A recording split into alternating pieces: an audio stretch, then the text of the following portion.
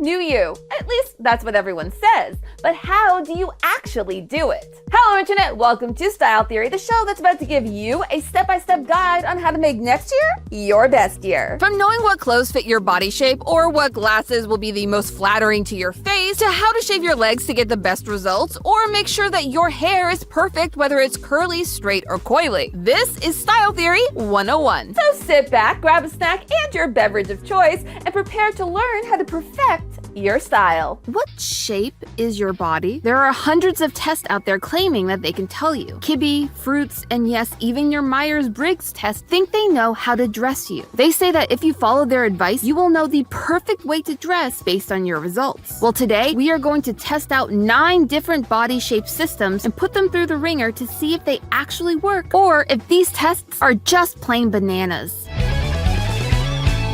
Hello Internet, welcome to Style Theory, the show that's in love with the shape of you. Speaking of shapes, this episode is shaping up to be a big one. Today, we are dipping our fashion toes into the ever-intimidating world of dressing for your body shape. If you don't know what I'm talking about, have you ever heard someone say something like, oh, you're pear-shaped, so you need to accentuate your top half and just kind of slim down your waist. But if you're an inverted triangle, that means you can't wear green on days that end with Y. Yeah, if I'm being honest, all of that sounds a little sus. And the thing is, there's not one definite answer. In fact, there's hundreds of people out there with their own systems that all claim to be the best one on the market. Find out your Kibbe type now. Learn how to dress for your somatotype. What VeggieTales character most resembles your figure. FYI, if I'm not the cucumber, I will riot. The advice out there is as numerous as it is uncomfortable. And speaking of uncomfortable, I know analyzing your body in excruciating detail can be, well, excruciating. There are plenty of parts of my body that I'd rather not put out there on the internet because for me, they make me feel very self-conscious. I've gone through and am still going through a big journey of self-confidence when it comes to loving my body. And part of that is doing an episode like this, where I let my body take center stage so that you theorists get to learn something that may change the way that you look at your own body and your clothes. And so I compiled a list of 9 of the most common body shape systems, and I'm going to try each and every last one of them. I'll be poking, prodding, and measuring every square inch of my body in order to see which of these tests actually provide good advice, or if they're all just preying on our insecurities to make a quick buck. So get your measuring tapes ready, theorists, because we're about to learn how to dress for your unique body yaddy yaddy yaddy yaddy. We are going to divide our 9 systems into 3 different categories. We have our Kibbe style systems, our shape matching systems, and our personality-driven systems. Yes, apparently dressing for your body type could be determined by your personality. It's a little wild, so I suggest sticking around for that part. We are going to go through each category to compare our results and see what advice works and what advice should be returned to the store for a full refund. And yes, I do mean we. I've invited a second member of Team Theorist to take these tests with me. And to get both sides of the story,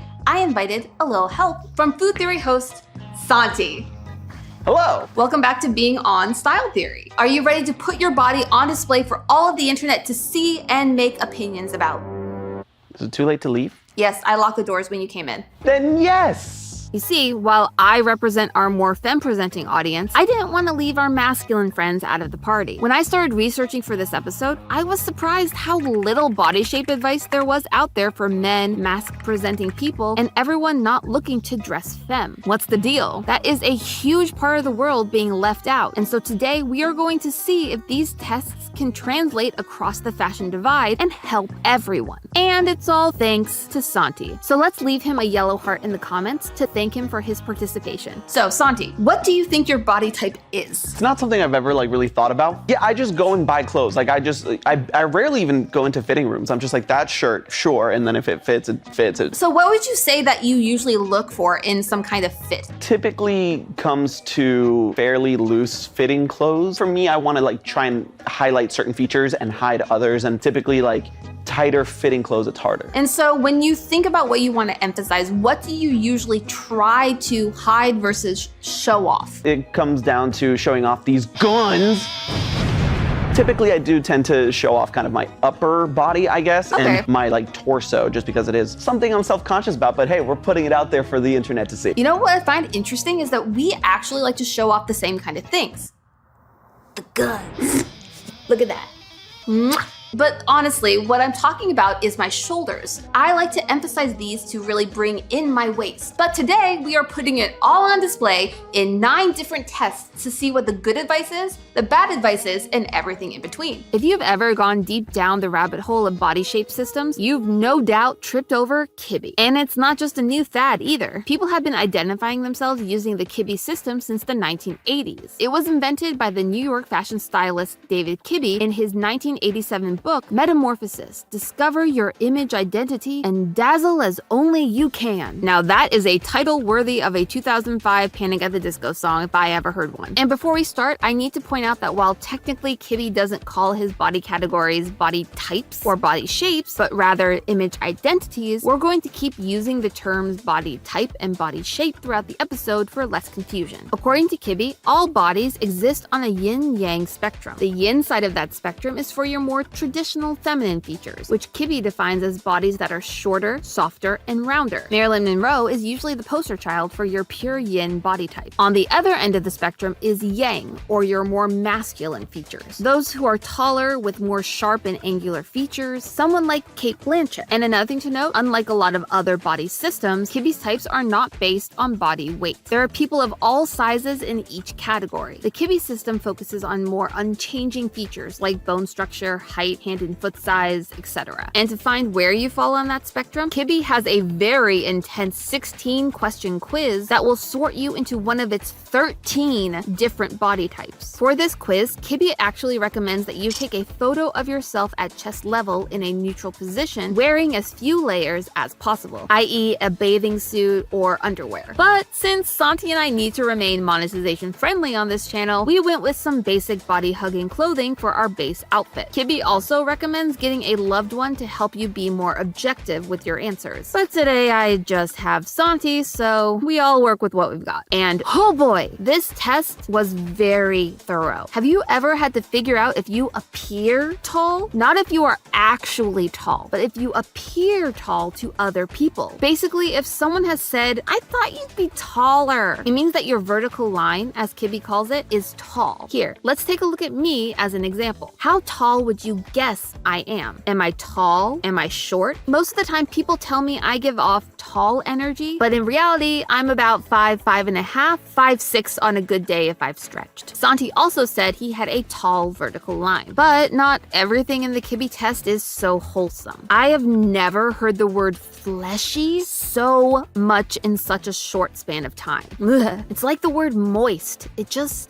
feels wrong. But Kibbe needed to know if my arms, my legs, my face, and yes, my stomach were slim or fleshy. And while I have lost some of the cherub cheeks of my youth, I am still a fairly fleshy lady. Santi was less fleshy, but his broader build meant his results, unsurprisingly, skewed more masculine or yang. So I ended up riding the line between 2 different categories, soft gamine and romantic, while Santi came out as classic. And to put the advice that they gave us to the test, we both put together our own Kibbe outfits. First, I tried on my more romantic side, which wanted me to focus on more flowing, lightweight fabrics, delicate colors, floral prints, and it wanted me to accentuate my waist. Because as a romantic, creating a waist was a big deal. It felt like it checked off everything on their list. Then I tried on my soft gamine outfit, which was very different from the romantic. This one wanted me to mix rounded lines with sharp corners and edges, hence the sharp shoulder pads and lapel. And it was able to hold its own shape. Another recommendation from Kibbe. The waistline cutout also helped check off another need for a soft gamine look, waist emphasis. Yes, both types told me to accentuate the waist, though for different reasons. Romantics typically have a very narrow waist, meaning that if their clothes don't show it off, they can appear very boxy and shapeless, which, let me just say, is a style I actually really like. Billie Eilish is a modern romantic who tends to go against her type's normal rules and look good doing it. Soft gamines, on the other hand, have a very low bust to hip to waist ratio, so the waist emphasis here helps create the illusion of a waist where there was none. Santi, with his classic classification, was advised to lean into symmetrical prints, like the one you see on his shirt here, and to wear softer flowing fabrics in classic cuts to strike a balance between hard and soft lines. And he was also told to try and slightly emphasize emphasize his waist without breaking up his full silhouette. But how did we actually like the outfits we put together from this advice? This is my soft gamine, which apparently gamine means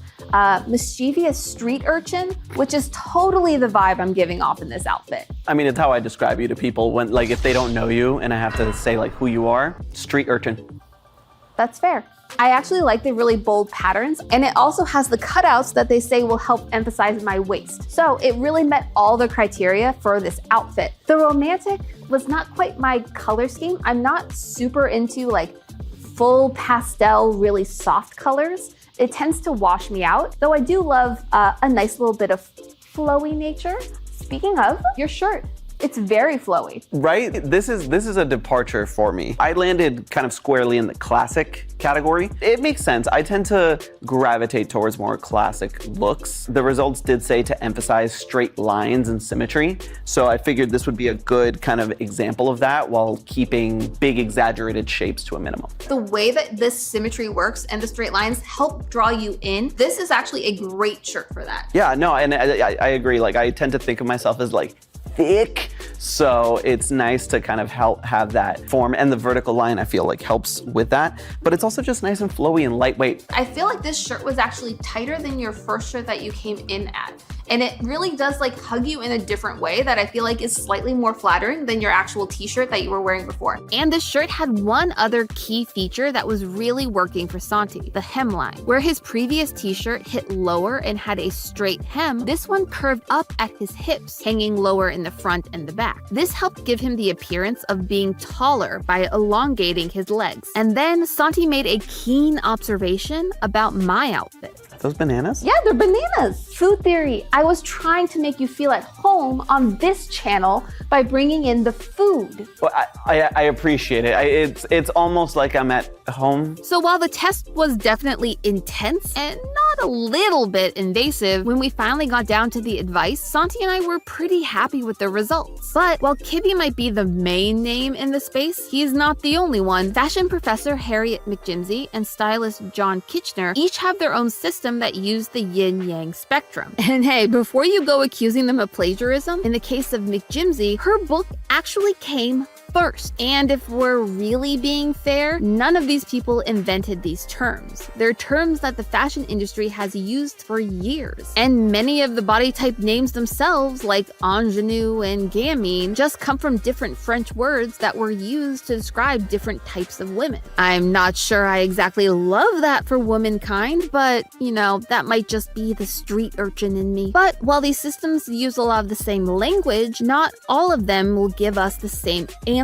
Yes, I once again fell between gamine and romantic, and in turn my advice was pretty much the same. So this time I decided to marry the two into one outfit. Similar to Kibby, I pulled in the more flowy aspect of my romantic side, but really dived into that street urchin life with the skull motif on the dress. But hey, it still had florals. It was a marriage of romance and death. How Shakespearean of me. But Santi ended up in a completely different category, athletic, a category that Kibby did not even offer. The athletic type focused on a broader structure, shoulders, head shape, and facial features, with a more relaxed posture, which did align with Santi's self-proclaimed thick nature. However, instead of flowing, symmetrical outfits, it told him to lean into informal, less fitting clothes with an emphasis on heavier fabrics. And though it was a flattering outfit, it hid most of Santi's favorite features, including his massive guns, nor did it help him appear taller. So this outfit came up a bit short when compared to Kibby. But there is one more test in this Kibby-like bucket that we wanted to hit. John Kitchener's body essence. Now, normally a session with John will cost you around $325 a person, but that didn't fit into our episode budget, so we used an online guide to his method for our test. And the results were fine. Santi fell between two familiar categories. Classic classic and neutral. And so this time he tried his hand at mixing the two, pairing a tapered jacket with a slim-fitted long-sleeve polo. This jacket helped him highlight his favorite features much better than the McJimsy outfit did. But compared to the outfit he wore for Kibby, it felt like the broad shoulders he was so proud of were getting lost. As for me, I once again fell between two categories, with my major being dramatic and my minor being romantic. A romantic cusper, if you will. So I paired the dramatic structured pants with this high contrast pattern jacket based on the guide's recommendations. The jacket actually helped serve both categories, as the peplum bottom brought a romantic flair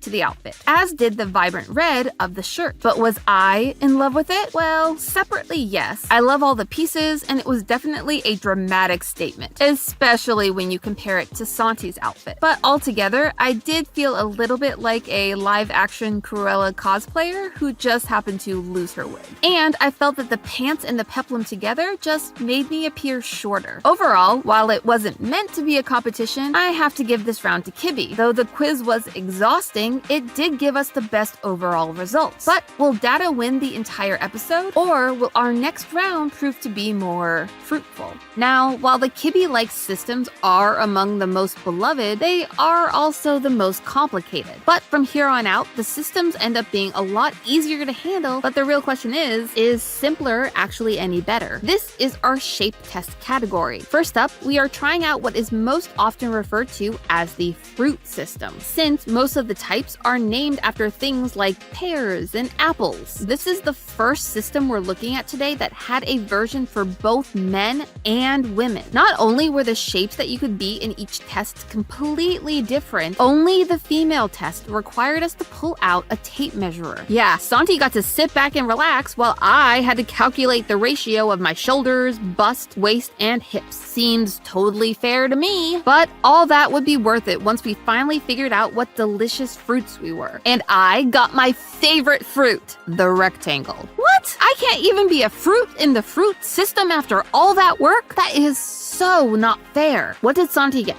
A trapezoid? We both just did a fruit test and both of us ended up as geometric shapes? Well, this geometry problem was certainly pushing Santi out of his comfort zone. For Santi's trapezoidal shape, the guides online recommended he avoid anything baggy at all costs, which eliminated a huge part of his wardrobe. Instead, they emphasized fit, fit, fit. Though, like Kibby, they also suggested trying a vertical stripe to help him appear taller. And once again, it worked. The tighter fit helped to emphasize Santi's shoulders, while the untucked shirt kept him from looking, how did you put that, Santi? Thick. And once again, that curved hemline helped elongate his legs and make him look taller. Check, check, and check for all of Santi's personal goals. Then you had me. I was told once again to emphasize my waist to break up the rectangle. Now, I love my waist, but I was starting to feel like I was being put into this box when it came to the advice I was getting, while Santi was getting a lot of different options to try out. Yet, I had to admit that the outfit I put together for this one was one of my favorites. The dress had ruffles at the hip to add volume and counteract the elastic at the waist, just like they suggested. And it gave me the illusion of having a smaller waist. They also said to use structure, prints, and texture to create visual interest. And this dress did all of that. The ribbon especially helped draw the eye away from the areas I wanted to de-emphasize and to the areas I wanted to highlight, like my shoulders. All in all, I was happy with how this look turned out, but I was hoping that the rest of our tests would give me something a little more exciting. But fruits aren't the only shape system out there. Allow me to introduce you to the Body Shape Bible, which was invented by two women from the UK named Trini and Susanna. They take the item comparison game to the next level with 12 different objects to compare our bodies to. Though again, they did focus on the feminine shapes overall. I ended up being a column, which might be the least flattering term I've ever heard for my body. And I've been called a dramatic rectangular street urchin. But that's not even the worst part, friends. While it did recommend I try to visually create curves by wearing high-waisted items, which is a style that I love, it also told me to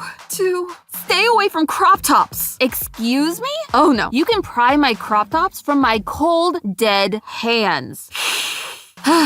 all jokes aside, I do really have to disagree with that recommendation. In my experience, crop tops can really be a great tool to create a curvy silhouette when paired with the right items. But even though I disagreed, I gave their advice my best shot, putting together a coat with a waist tie with a pair of structured cropped pants. And the outfit was okay, but it left me feeling bored. It lacked that dramatic interest that I was starting to realize I really love. But while I was stuck with a boring outfit, at least I wasn't Santi the cornet. I had to Google what the heck a cornet was, but it turns out it's this cute little trumpet. Doesn't that just scream Santi? Okay, enough teasing. Santi was advised to go for shirts that nip in at the waist, which not only draws attention to the area Santi wanted to de-emphasize, but it also caused another issue, showing his skin to the world. In fact, Santi was going crazy after just the couple minutes it took to film this B-roll, because whenever he lifted his arm, let's just say we got a lot more Santi than we bargained for. But that brings us to the final test of this round, the Sheldon somatotypes. Invented in the 1940s by psychologist William Sheldon, he divided everyone into what he called the 3 somatotypes: the ectomorph, the endomorph, and the mesomorph. I feel like we're missing one here. The xenomorph. That one's me. Anyway, Sheldon published this in his book, The Atlas of Man, which has a less than stellar history. Many of the male college students who had to be photographed nude for this book were not fully informed about how the photos were going to be used. And then you have Sheldon's questionable beliefs when it comes to how your appearance dictates your personality. For example, according to Sheldon, mesomorph body types were more likely to end up as criminals, which is a level of body shaming I just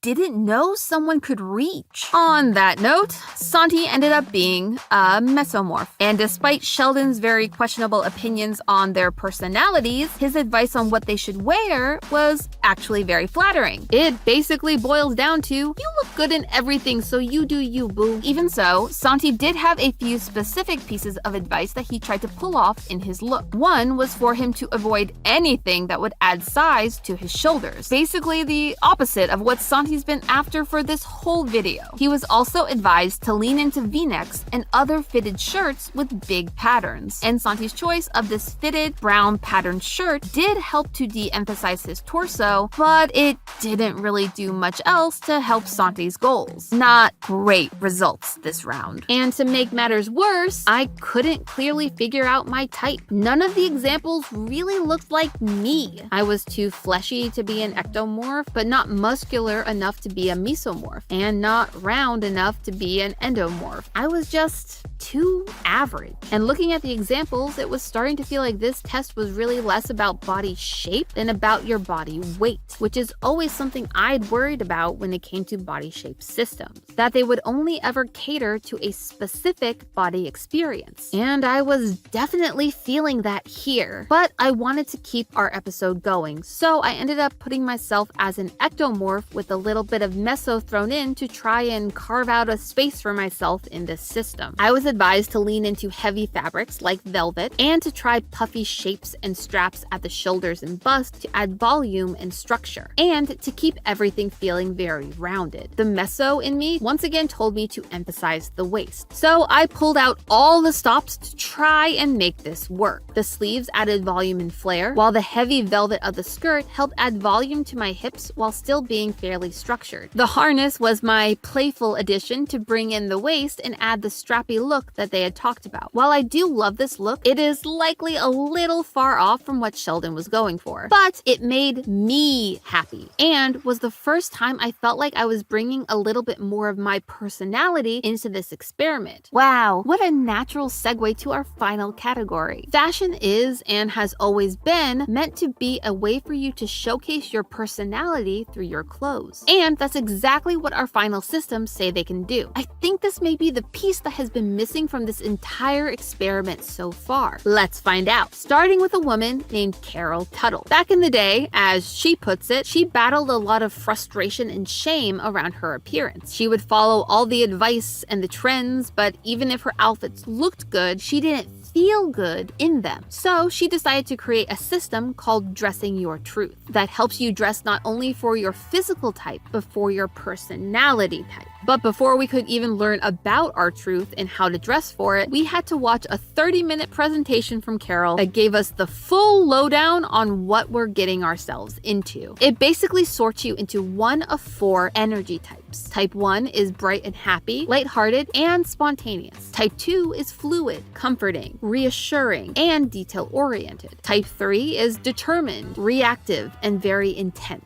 And Type 4 is critical and opinionated, wants respect, and is very straightforward. And this is how Santi and I learned we have more in common than we thought, as we both ended up being a Type 3. So what about the actual fashion advice? Let me tell you, friends, I was having an existential crisis watching her video on how to style a Type 3 energy, because the clothes she was showing really were not my style at all. But her actual advice was right on the money and fit into the styles that I already gravitated towards. Flare leg pants, mixing textures and patterns, and fabrics that don't restrict my movements. I love fancy clothes that feel like pajamas. And the part that really sealed the deal for me, she recommended upholstery fabrics, which, if you don't know, is basically the fabric on your couch. And sure enough, I already own something that fit the bill. This cap print upholstery blazer. I paired it with these flared pants that tie at the waist and a dragon scale style ribbed tank top to really dive headfirst into that mixing texture advice. It was also my most comfortable outfit of the day so far. As for Santi, while he didn't really take Carol's Type 3 advice to heart outside of the easy moving fabrics, he did pick an outfit that went with his personality. Just look at how happy he is. He's practically grinning from ear to ear. When it comes to dressing for his truth, Santi hit the nail on the head. Good job, Santi. And for our final 2 systems, we are going with the big dog of personality tests, Myers-Briggs. We've talked about this test a few times across the channels, but the TLDR version is it is a test where you get sorted into one of 16 different personality types based on an extreme set of questions.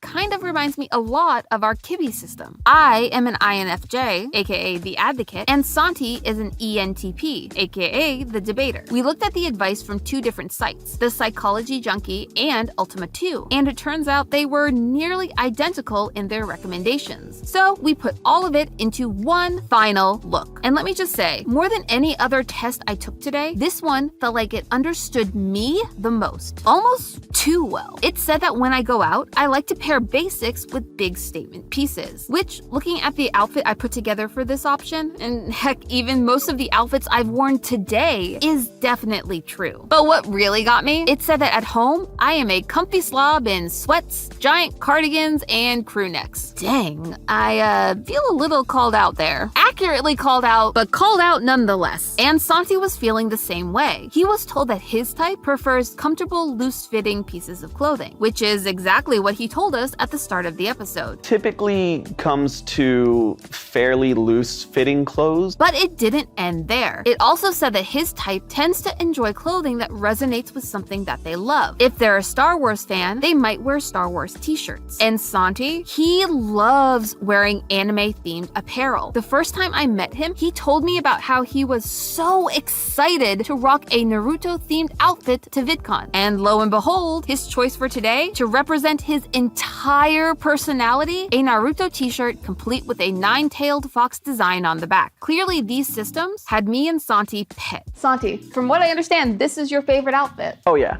I mean, anytime that I can show off a little bit of like my anime geek like side, I'm always down for it. I mean, that's me, but Beetlejuice, apparently.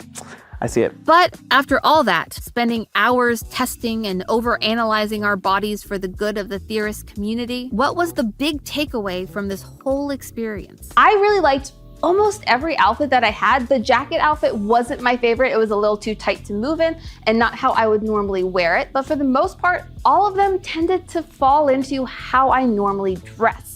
That being said, the one that said I can't wear crop tops is dead to me. And while I didn't remember it at the time, it turns out that the outfit that I didn't like and the test that I didn't like, they were the same one. Sorry, not sorry, Body Shape Bible. I'm swiping left on this one. For me, the one that I really didn't like was the one that nipped at the waist. So the idea is you a little bit more of that shape, but since we've established I'm thick, it doesn't really do that for me. It's not giving you the shape that you want. One of the things that was the most beneficial is the incorporation of vertical lines into my wardrobe. It's not something I normally do, but a couple of the outfits ended up really working for my figure, surprisingly. Yeah, I'd say that and the swoop that really helps accentuate your legs and not cut them off short were the two things that I think you should take away from this. That said, this feels very Santi with how you normally dress, and the fact that it fits your personality type I think says a lot about what you can take away from this episode. Things that you want to wear will always feel more natural on your body, though you can take a little bits and pieces of all the advice that these different body shape tests have to really help learn the different ways of accentuating and de-emphasizing different parts of your body depending on what you're looking to show off. I feel like over the course of my fashion journey getting to this point, I've learned a lot of those lessons already, but I never had the vocabulary and the words to express what I was trying to do, and now I do. After going through this gauntlet of body shapes, I ended up coming away with some really powerful takeaways. When it comes to specific advice on how to draw attention to or away from certain parts of our bodies, most of these tests did a good job offering some advice that actually does work. But you should only try to hide or emphasize a certain part of your figure if that's something that you want to do, not because some random person online or in a magazine told you to. They don't know you or your body. But the most important thing to take away from this episode is that when it comes down to it, our favorite outfits from today were not the ones where we were actively trying to hide or cover up sensitive areas, but instead they were the ones that just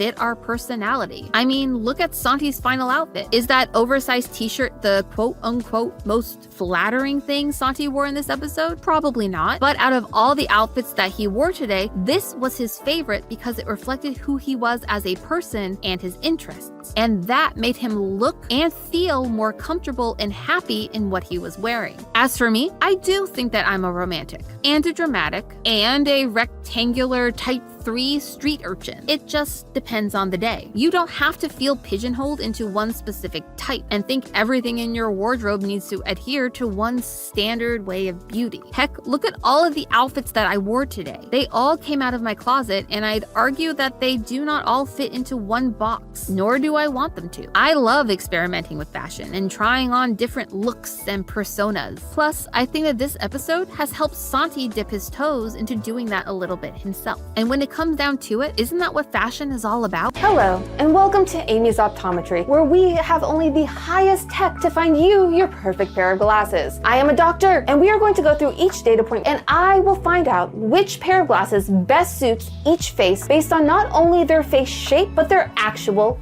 features. This is Amy's Optometry. Today, I have 5 patients on my schedule: Ash, Dan, Lee, Santi, and Tom. And here's the thing, none of them know how to tell which glasses make them look fire versus which ones leave them looking more like Benjamin Franklin. I cannot keep looking like these founding fathers. Don't you worry, Ash. I am a professional, and I've come armed with a number of tests to help solve this spectacle situation. Oh my god, you have a whole, agenda. This is a doctor's appointment, and usually you get many tests. Many tests, all right. Don't doubt the process, Ash. As my patients file in for their exams, let's talk about what exactly it will entail. That doesn't break HIPAA, right? Nah, I'm sure we're fine. It was not fine. We will be taking a series of measurements to figure out which key features to consider when picking which frames will best frame your face. While most places only rely on 3 measurements of the glasses themselves when finding your fit, we here at Amy's Optometry are measuring you and being extremely thorough about it, with more than double the amount of measurements than any other eye doctor on the block. These will be divided into the 3 F's of finding your perfect glasses: face, features, and fit. Theorists, it's time to break out my handy-dandy measuring tape and prepare my patients for a very eventful exam. Our face category contains 1 major test. What we are going to do here is take some measurements to find your face shape. Sounds good. There are 7 major face shapes: triangle, round, square, oval, diamond, rectangle, and heart. And each has its own set of variables to consider when choosing a pair of glasses. Specifically, which frame shapes will look best on your face shape, and if you need wider or narrower frames from temple to temple. So how do you find yours? We'll need to take 4 measurements. Let's go through them one by one. We are first going to start with the length of your face. So it's from your hairline to the tip of your chin. Oh, this could be so humbling for me. Yep. Some patients were easier to measure than others. I have to find your chin because you have a beard. I also have no chin. That's not true. And I had no extra hands, which is why I recruited my patients to take note of their measurements for me in my very special doctor's notebook. I mean, without their glasses, it's not like they can read it, right? Ha! You have a bigger face than I do. Shut up, son. Hey, doctor-patient confidentiality. Looking at some of these other numbers, it's huge. Doctor-patient confidentiality. No! This is what I get for trusting people when they say, I can't see without my glasses. Liars. My eyesight isn't that bad. Moving on, we next need to find your forehead width from edge of hairline to edge of hairline. I'm gonna tuck your hair back for a sec. Do whatever you need. You just have such a good swoop. I actually have a pretty good idea what face shape you are already. Yeah, all right. Yes, I actually Just do. from that? Because I've been doing this for a long time. I am Years. a professional. And it's this professional's opinion that Ash and Santi should never be allowed in the same exam room ever again. Shut up, Ash. So we're at 14.8. You big forehead having. Or someone is just like a pinky finger come to life. It's important to note that the wider your head is, like patient Tom, for example, He got the noggin. I do got the wide face. the larger size your glasses will need to be. This is because a wider head generally means that your pupils are a wider distance apart. Pupil distance, or PD, is usually listed in your prescription, but you can also find it with the help of a friend by measuring the distance from the center of your left pupil to the center of the right in millimeters. Just make sure that while your friend or friendly neighborhood optometrist measures, you should be staring at something 10 to 20 feet away to keep your gaze even. You want your pupils to hit at the dead center of your lens. If you know this before going into your next eyeglass appointment, your eye doctor will be shook. We have 2 of our face shape measurements down and 2 more to go. Next is cheekbone width. So we're gonna go from one cheekbone to the other. 24.4. He a wide boy. I have a large face on a small head. It's okay, Tom. We accept all faces here, including Santi of the mystery head size. You see, Santi is typically told by others that he has a wide face, despite his regular glasses size not reflecting that. And when you look a little closer, you can start to see why. Honestly, that's probably why you have the discrepancy between the wide face and the narrow face. You're wider here. That's what people are telling you. Versus where your glasses actually sit, which seems to be a very, very narrow part of your face. If hourglass was a face shape, Santi would have it. But unfortunately, it's not. In fact, this is a very unique feature of his face that has a huge impact on how his glasses fit. And it's why taking the time to get your own measurements is so important. The little details make a big difference. But back to our final measurement, the width of your jawline, which you measure by going from the back of your jawbone to the center of your chin and multiplying by 2. Ooh, I have such a Chad Sigma Omega jaw. It's awesome. I'm just mewing. Don't stick out your chin. If you don't have one, we'll find out now. Spoiler alert, he didn't. But we finally had all of our data to find their face shapes. Oh, wow, that was fast. If your measurements are all equal within a couple millimeters, then you are a square, like Tom. His head is basically straight out of Minecraft. Man, they should have really cast him in that movie. He would have fit right in. Get it? Because he's a square. Anyway, as a square, you'll likely have very angular features, especially your jawline. If you want to accentuate those angles, you should go for rectangular or geometric shapes, as Tom learned in his try-on session in my Examatron 3000, a very high-tech machine that allows you to experience hundreds upon thousands of glasses without spending thousands of dollars. I know, I'm a genius. Anyway, so that will, I went to push my glasses up there. See, that's how good this is. I believe it. At Amy's Optometry, we aim to impress. During his session, Tom saw that rectangular and geometric frames mimic the shape of his jaw, making it look sharper, squarer, and more pronounced. This angle, I feel like, makes my jaw look funny to me because it mimics that shape. The angles feel very harsh and so make my face feel more angular, which is not my preference. If you, like Tom, want to soften some of those angles, you can exchange them for some circle, oval, or rounded frames. Having those rounded edges really helps soften the squareness of my face. If you've got really harsh lines, it then just emphasizes the fact my face is a square, whereas this just softens out the whole appearance and the whole look. Just Just be careful, because squares tend to have wider faces, making it difficult to find circle frames that will fit your face. I really like circular glasses. The downside is this. You can only ever normally get these in small because they don't want you to have glasses that are this big, which then means you end up with this very, very wide arms. This can lead to your head looking wider, while your face just looks itty bitty teeny tiny scrunched in the middle. Speaking of round, if your face length and cheeks are equal and your jaw and forehead are slightly smaller, you are either a round or a diamond shape. It all depends on the angularity of your jaw and hairline. All smooth, then you are round, and you have the same issues as a square, but Uno reversed. Round, oval, or rounded frames will make your features feel even more circular, like an adorable little beach ball. More angular frames, however, will have the opposite effect. If your biggest measurement is your face length, then you are either an oval or a rectangle, or as we can say now, a Santi or a Dan, respectively. If you, like Santi, have rounded features, then you are an oval face. Circle lenses will make your face look more rounded, while oval lenses will just soften your features, but not to the same extreme. It can actually be very flattering, as Santi discovered. I haven't historically liked them round, but this actually doesn't look bad. I think it's because it's round, but not like a circle. It's more like oval shape, and since I have an oval face, I've learned, it actually doesn't look bad. I will be expecting a 5-star review on Yelp from you, sir. Now, if you want to sharpen your features, aim for a more rounded edge rectangular or square frame. They will flatter you more than a sharp edge. This is a lot more my speed. It's a much softer, like rounded shape. It fits and it sits. This is more. Hey, Claudia, look at that. If your features are more angular like Dan, then you are a rectangle. Angular frames will suit you best if you want to highlight those chiseled features, specifically rectangular or square ones. Geometrics might not be the best for you. I really like these a lot. It kind of feels proportionate. This is so weird to be the first one, and I'm like, yeah, that's it. That's the one I want. Yes, theorist, I'm just that good at my job. If you do want to round out your features, stick to ovals or rounded edge squares. Circles are probably a little too drastic for you. Oh my god, no! Triangle-shaped faces have features that start wide at your forehead and get narrower as you go down, and are actually very similar to two other shapes, the diamond and the heart. The key difference between all of them, the hairline. Triangles have a flat hairline, while a diamond arches upward like the tip of a diamond, and hearts A pointed hairline. Thus, a heart-shaped face. Aw, yay, that's so cute. You also seem to be a heart-shaped face. I got the Vegeta going on. A little bit. He's actually met Vegeta, you know? It's just so cool. But back to the shapes. Due to their similarities, these categories are able to wear the same shape options, which is to say, all of them, barring some wildcard options. I'm running a science experiment.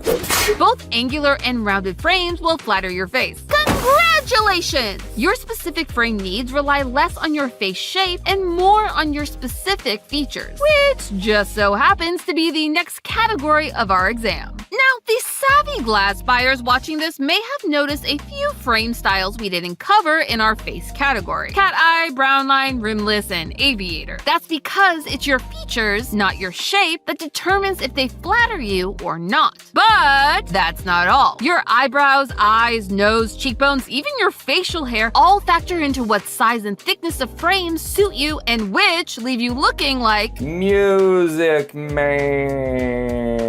Throughout these exams, one thing kept coming up time and time again: eyebrows, and how much was or was not visible above and below the top frame of your glasses. I still don't love how high they kind of arch over my eyebrow. I like when the glasses kind of sit where my eyebrows are. If they sit right below, it makes my eyebrows look like way thicker than they are. It can't even go past my eyebrows. Give me space. I just need some space. Eyebrows come in all shapes and sizes. Some have defining arches, and some have laid claim to the full forehead. And those specific measurements can make or break your glasses. And some friendships. Don't raise your eyebrows at me. Sorry, I'm a reactive person, so I'm like, you're saying things, I'm like, Control the brows, Tom. Don't let them control you. To give you some context for your eyebrows, let's talk size. Vertically, that is. An average height at the widest part of your eyebrow is about 1 centimeter, like Ash and Tom. 1.1 to 1.3 is mid. Not super short, but not super tall, like Santi. And 1.4 centimeters and above is considered a tall brow, if you will, like Lee and Dan. I think I have pretty good eyebrows. You do, Dan. Now, the taller your brow, the more surface area it is likely to have, and the less area available between the top of your glasses frame and where your eyebrow begins. There is a personal preference aspect here on how much brow you want on display, but here are some best practices based on our collective data. Number 1. Frames that sit under your eyebrows, leaving space so that they are not connected. This helps keep you from looking like you have a unibrow or no eyebrows at all. Aviators can be a real problem here due to the double bridges. That is a thick man.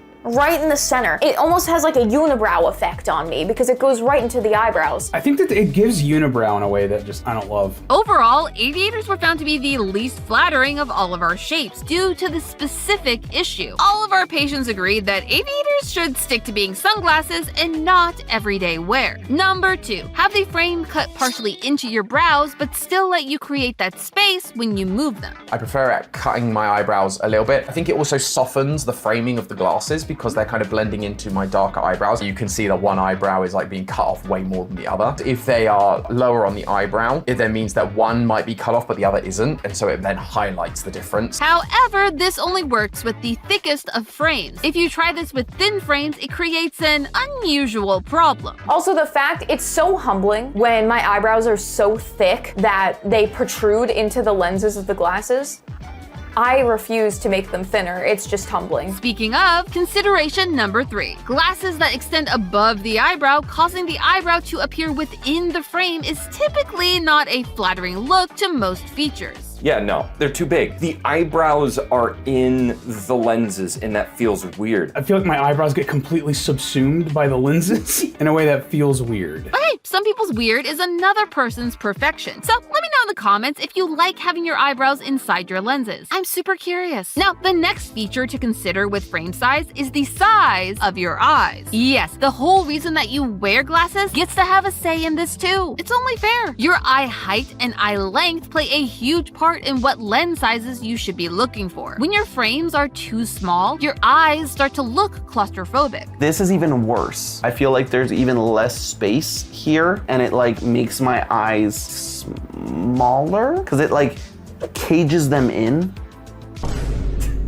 She is so small. It's not even getting to the ends of my eyes. They're taking up so much of the lens. It just makes it feel like it's all very compact, whereas if you have bigger eyes with then having bigger frames, it makes it feel a bit more open and more evenly fill the face. And I have the perfect method to find the perfect frame size every time. Start by measuring your eye height, the part that is actually exposed eyeball, starting from the top waterline to the bottom waterline. Yes, I know it's scary having stuff all up in your eyeballs, but it's for science. Then do the same for your eye width, measuring from the inner corner to the outer corner. Then divide your height by your length. This is now your eye size ratio, which is a quick way to know at a glance what frames will fit you best. If your ratio is less than 0.29, you have small eyes, and small to medium frames will look best on you. A 0.3 to 0.59 ratio means that medium frames will suit you best, and a ratio of 0.6 and above means that you can wear those extra large frames. Again, this is meant to be a fast way to narrow down your options really quickly. If you want to go more in-depth with each specific option, then this is what you should do. Look at yourself in a mirror with your eyes in their normal resting position. Now take a measurement of the space from the top of the waterline to the top of the frame, as well as from the bottom of your waterline to the bottom of the frame. This measurement should be equal to or greater than half of your eye height, and then do the same for your eye width. Anything smaller than half your original measurement will make your eyes look too crowded inside the frames, which is why our small eye squad, Lee and Dan, are the only ones to look good in short frames. The rest of our patients all have larger eyes, and so need larger frames.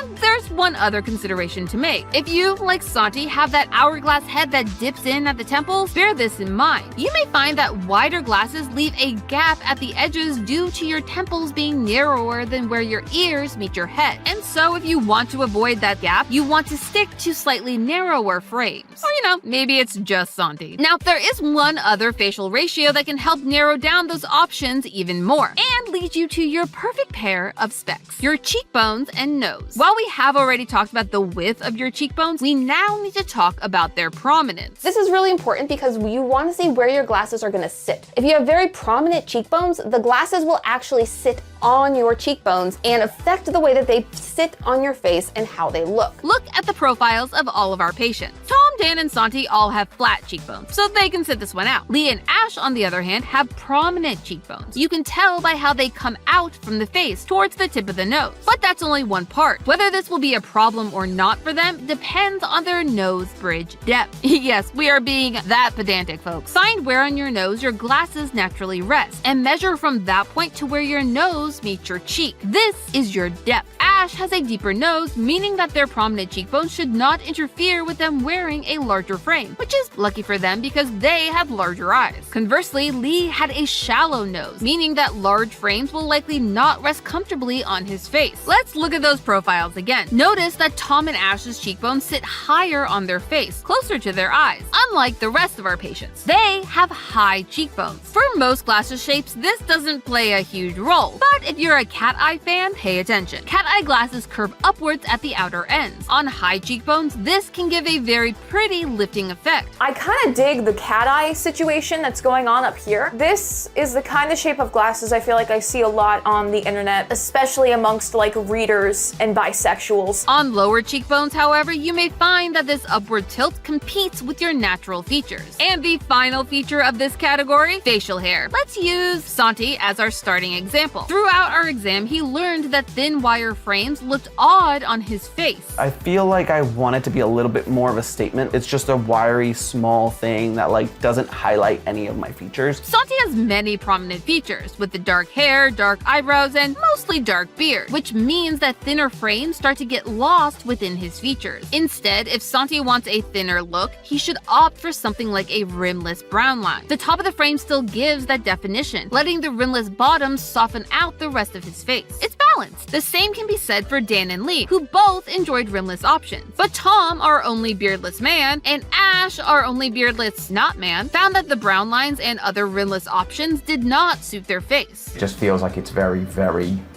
top heavy, especially because I can't grow a beard, so I haven't got anything down here framing my face. You then end up with just lots of dark and then lots of not very dark. I don't think I like rimless on the bottom that much. If there's no bottom rim, it does feel very barren. It feels naked and afraid. Now don't be afraid of all this new information. And don't be naked either. You're in my doctor's office, remember? Don't make it weird.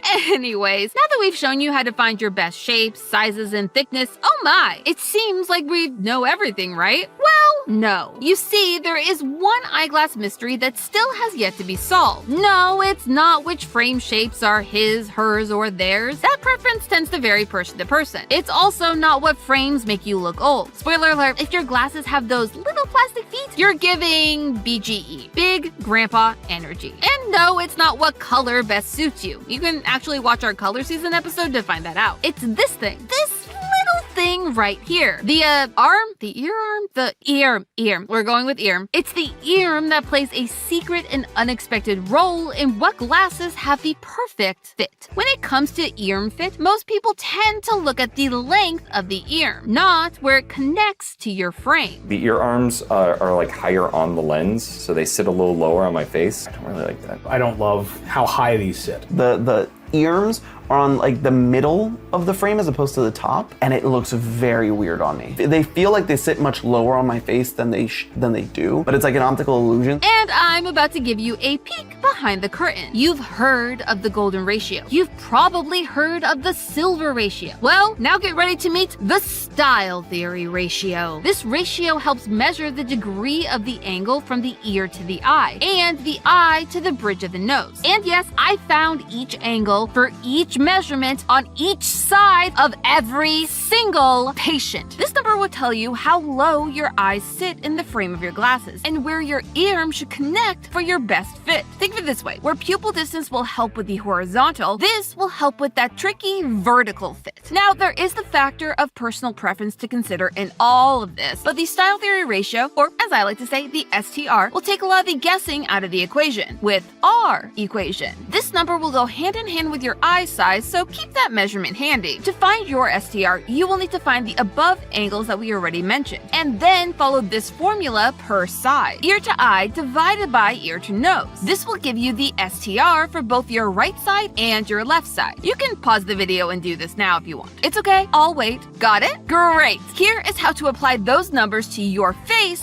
and your glasses. There are 3 categories: low STR, mid STR, and high STR. If your ratio is between 0 to 0.2, you are low STR. This means that your ear to eye to nose line is almost a straight line. If you have low STR, you likely need frames with ears that hit between the top 2/4 and the middle of the frame. And if you have larger or medium eyes, you likely want to stick to the top of that range, depending on the shape of the frames that you're using. Small eyes, on the other hand, should not have that same worry. If your ratio is between 0.21 and 0.4, then you are mid STR, meaning that your eyes sit slightly under that line between your ears to your nose. You will likely want to stick to that top 2/4 ear connecting point, as middle connecting frames are likely going to sit a little too high for you. This is even more the case for bigger eyes, as you have more space to cover. And finally, if your ratio is 0.41 or higher, you are high STR. This means that your eyes sit far below that line between your ears to your nose, creating a very deep V. Because of this, you likely want to stick to the top ear connecting point, or the top 1/4. This will mean that that connecting point will hit around your eyebrow line, or just under, and that the lenses will sit lower and more in line with your STR. Again, larger eyes will need to pay close attention to their lens size here, as you have more eyes to cover. Middle connecting frames, however, you should avoid at all costs. But you know what? We can take this one step further, and we're gonna. Take your STR for your left and right side and subtract the smaller STR from the larger. This is how evenly your glasses will sit on your face. If your difference is less than 1, you're pretty even. 1 to 2, and you may need to alter your glasses depending on the shape and size of the specific pair. And if you, like Santi, have a difference of more than 2, you should probably spend a few extra dollars to get those earrings altered, for the sake of your eyes. But I can honestly say that today is one for the books. And that's because we are finally answering a question that you all have been asking for months. What is the best way to shave your legs? Now, before you go clicking away because you're like, I don't shave my legs, this video holds no relevance for me, I have a question for you. Are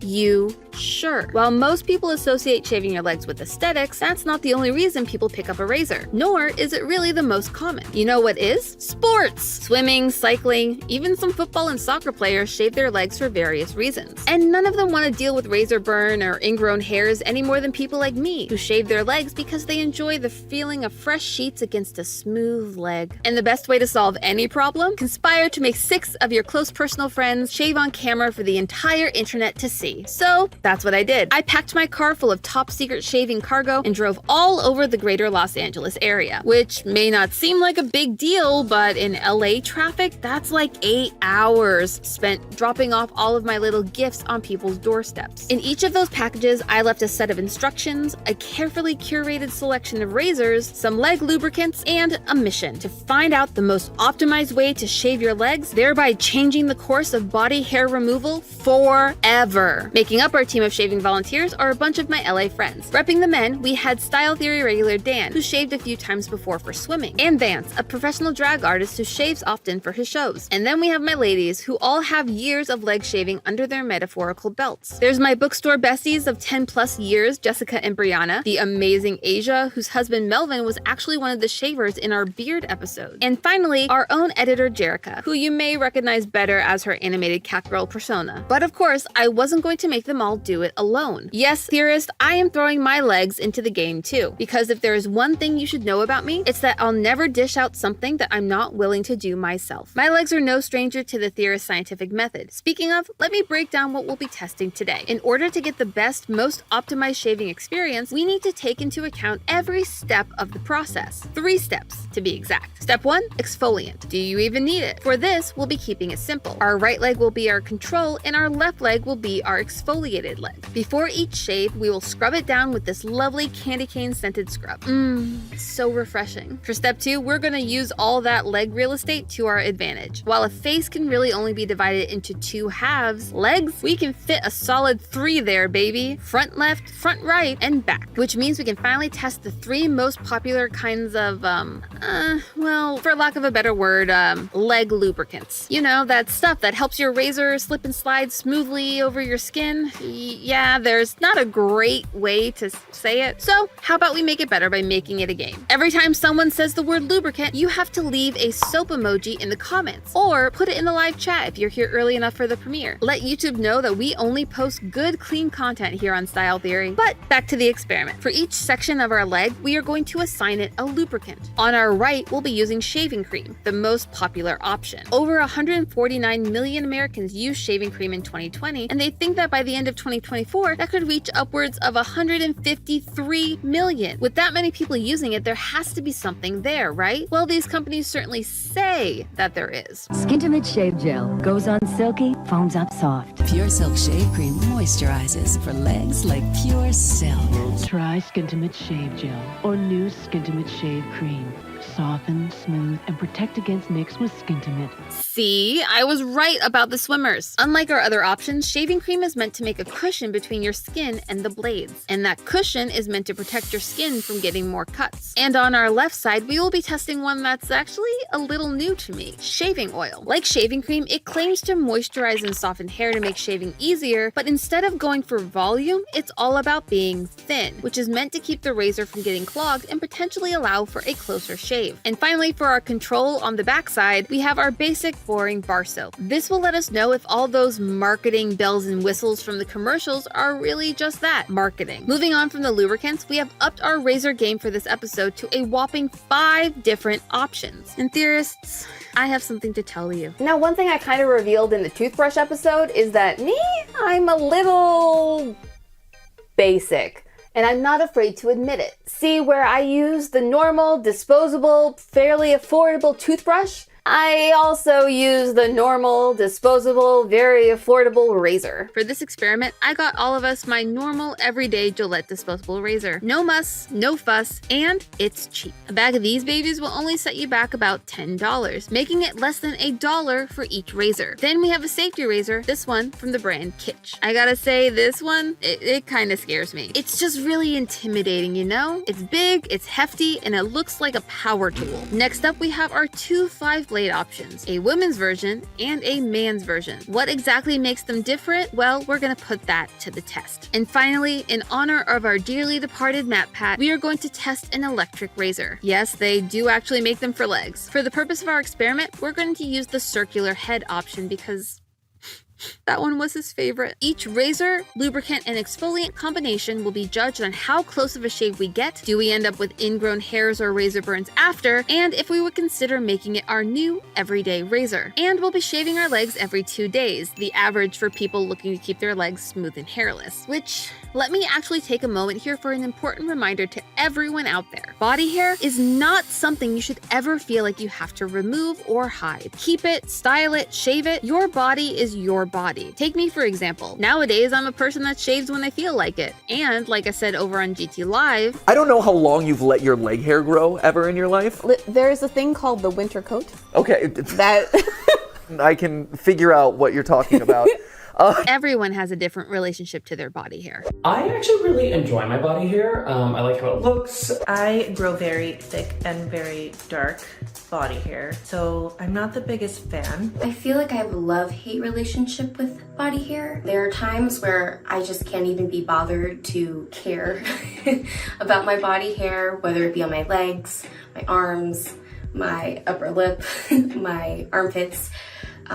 Especially as being a mom, it's literally one of the last things I think about. It's a mixed feeling, and I feel like a lot of female identifying people will generally agree that body hair is just like Like, it's not good, it's not bad, it's like, ooh, weird. And for me, well, leg hair and I have a difficult history. Obviously, if you can't tell from the cutout, I am a very, very pale individual, and my leg hair is not. It's dark and in your face. Even after shaving, you can kind of see my hair under my skin just a little bit, which is something I'm fine with now, but for a long time, it made me feel very, very self-conscious. Specifically because it was a big reason I got teased. I have this core memory of being in my 6th grade world history class, wearing my Y2K capri jeans, feeling super cute, and just minding my own business. While our teacher was giving his lecture, I felt this tap on my shoulder. I turned to see a group of the popular girls sitting behind me and giggling to themselves. Now, I wasn't popular in high school, so at the time, I didn't know why these cool kids really wanted to talk to me. Turns out, it wasn't for any good reason. The conversation went a little bit like this. You should shave your legs if you're going to wear that.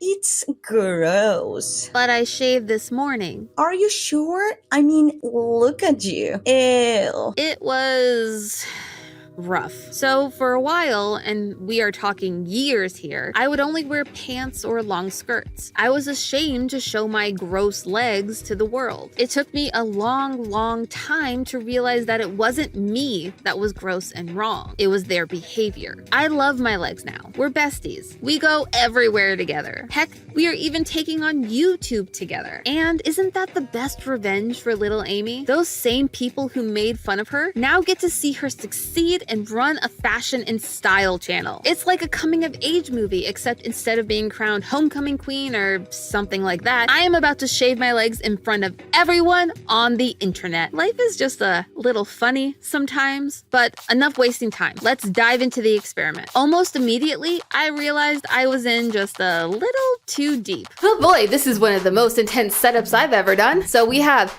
A cam running it up right front. We have GoPro B cam running it up from the side for the wide shot. And then we have the close-up cam on the phone. But I didn't have time to sit and contemplate my life choices. We needed to prepare our experimental zone. So this is a surgical marker. It is what people use to draw out the diagrams of where they're about to cut people open for surgery. But for our purposes today, it's actually going to help us divide our leg in 3. We all set about dividing our legs into 3, making sure to keep each section as even as possible. And this is when I noticed that everyone had a different setup and method for getting shaving ready. Jessica and Vance opted for a toilet setup, with Jessica standing and Vance taking his sweet time on the porcelain throne. Brianna and Jerika took to a side saddle approach, sitting on the edge of their tubs. And then you had the rest of us, diving feet first into the water. This is called a mixing technique, where if your water starts really cold at first, if you just kind of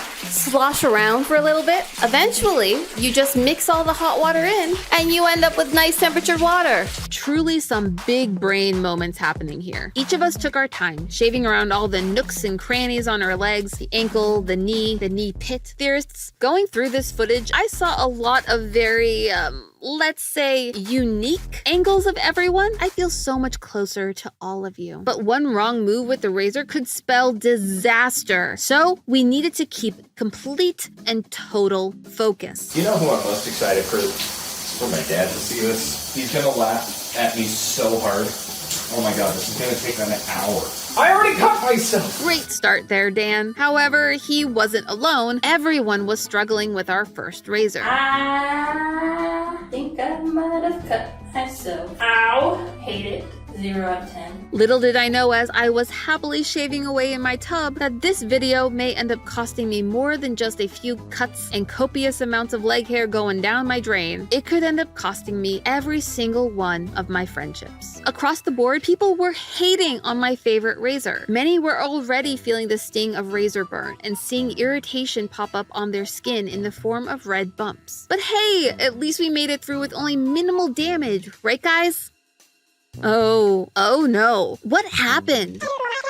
You cut up your legs how badly? What happened to the guy that said, I shave at least 3 or 4 times a week, possibly even more. Theorists, I can't in good conscience show you what happened in that bathroom. It's just a little too brand unsafe. Let's just say Vance's bathroom ended the day looking a little bit more like a scene from Dexter than Architecture Digest. I think it's time for a little shaving safety PSA so you don't end up like Vance and his, unfortunate leg situation. Welcome to Shaving 101, where we are going to cover leg shaving's 3 biggest no-nos. If you take nothing else from this video, I want you to memorize these 3 rules. Ingrain them into your brain, because if Vance had remembered them, it would have saved his legs. 1. If your leg hair is longer than 1/4 of an inch, trim it before you take a razor to it. This is why people generally use a beard trimmer if they haven't shaved in a while. Do the same for your legs. 2. Never shave dry. Why? Because 3. You need to soften your leg hair with warm water before you start shaving. And hey, bonus tip 3.5, make sure you wait until those initial goosebumps from the temperature change go away. They will come, so wait it out. However, there was a bright side, the exfoliant. We all agreed that the exfoliated leg shaved better, even if the difference was small. And when it came to our lubricants, the shaving cream was the clear frontrunner. When it came to the lubricants, the shaving cream, for me, was by far the best with that blade specifically. Overall, our participants liked being able to clearly see where they had already shaved, the spots they missed, and the soft protection of the cloud-like foam. Or most of them did. I feel like the oil, the shaving oil,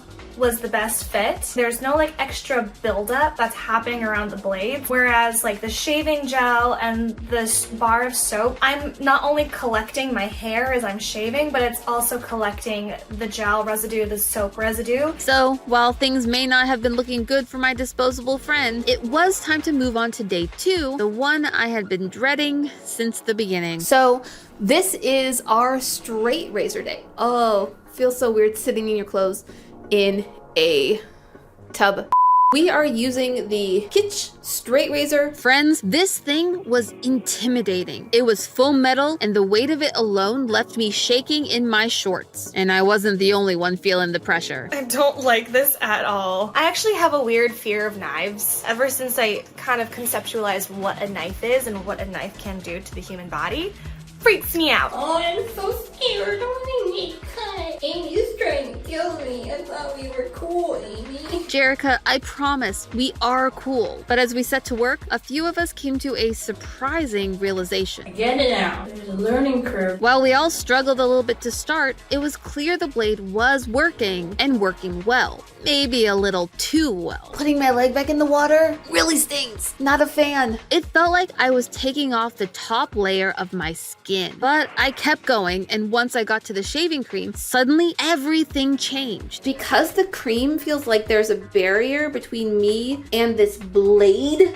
that I'm putting up against my skin, I am less hesitant and I am willing to press harder. A few bathrooms away, Asia was having a life-changing moment. The shaving oil with this, I have never gotten such a close and smooth shave before. Really the best combo. Dan was also having a life-changing moment, just for different reasons. My legs feel weird. They feel so weird without like any hair. It's very smooth, it's very fun, but I don't like it. It's okay, Dan. The smooth life isn't for everyone. At the end of day 2, Dan, Asia, Jessica, and myself were all pro safety razor. I liked that there was weight to it. I feel like that helped me get a closer shave. While Brianna and Jerika were left traumatized by their battle wounds. Yet even they had to admit that the razor did its job. But I will say, the leg does feel very smooth. So that's a super plus. And it really did. Look at those legs. So smooth, so shiny, so potentially worth losing every single one of my friends for making them go through this. But I'm hoping to make this gamble worth it, and you can actually help by clicking that subscribe button. I know it's a scary time, so much change and so much uncertainty, so why not subscribe so you can see a familiar friendly face in your sub feed each week, bringing you new and exciting adventures, including our upcoming fashion show, Creators in Fashion, that will bring together tons of your favorite creators in one room to put on a one-of-a-kind, never-before-seen show for you. Seriously, it is going to blow your mind. I am so excited. And the best way to keep on top of what's happening is to subscribe so you don't miss any of our exciting updates that are coming up super soon. The next razor on our list is one you are likely very familiar with, or at least familiar with their marketing. I'm your Venus.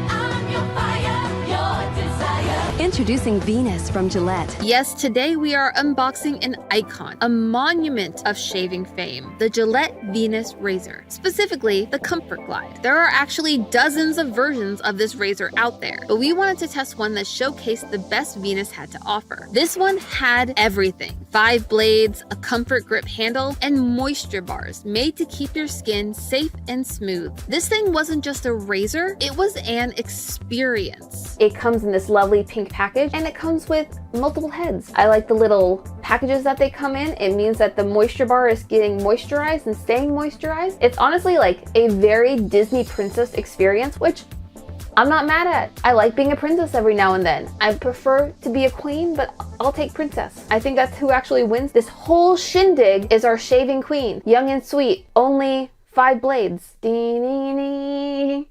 I am not the musical protege. My lack of singing skills aside, it was time to put the razor to the test. Immediately, I found that the Venus had a smooth glide, but I struggled with the, what were they called, Dan? Slidey, gripper, guiding flaps. I hated that term. I hated all of that. And now it's immortalized forever. While I did eventually find my groove with the flaps, the group results were a little mixed. Wow, that's so smooth.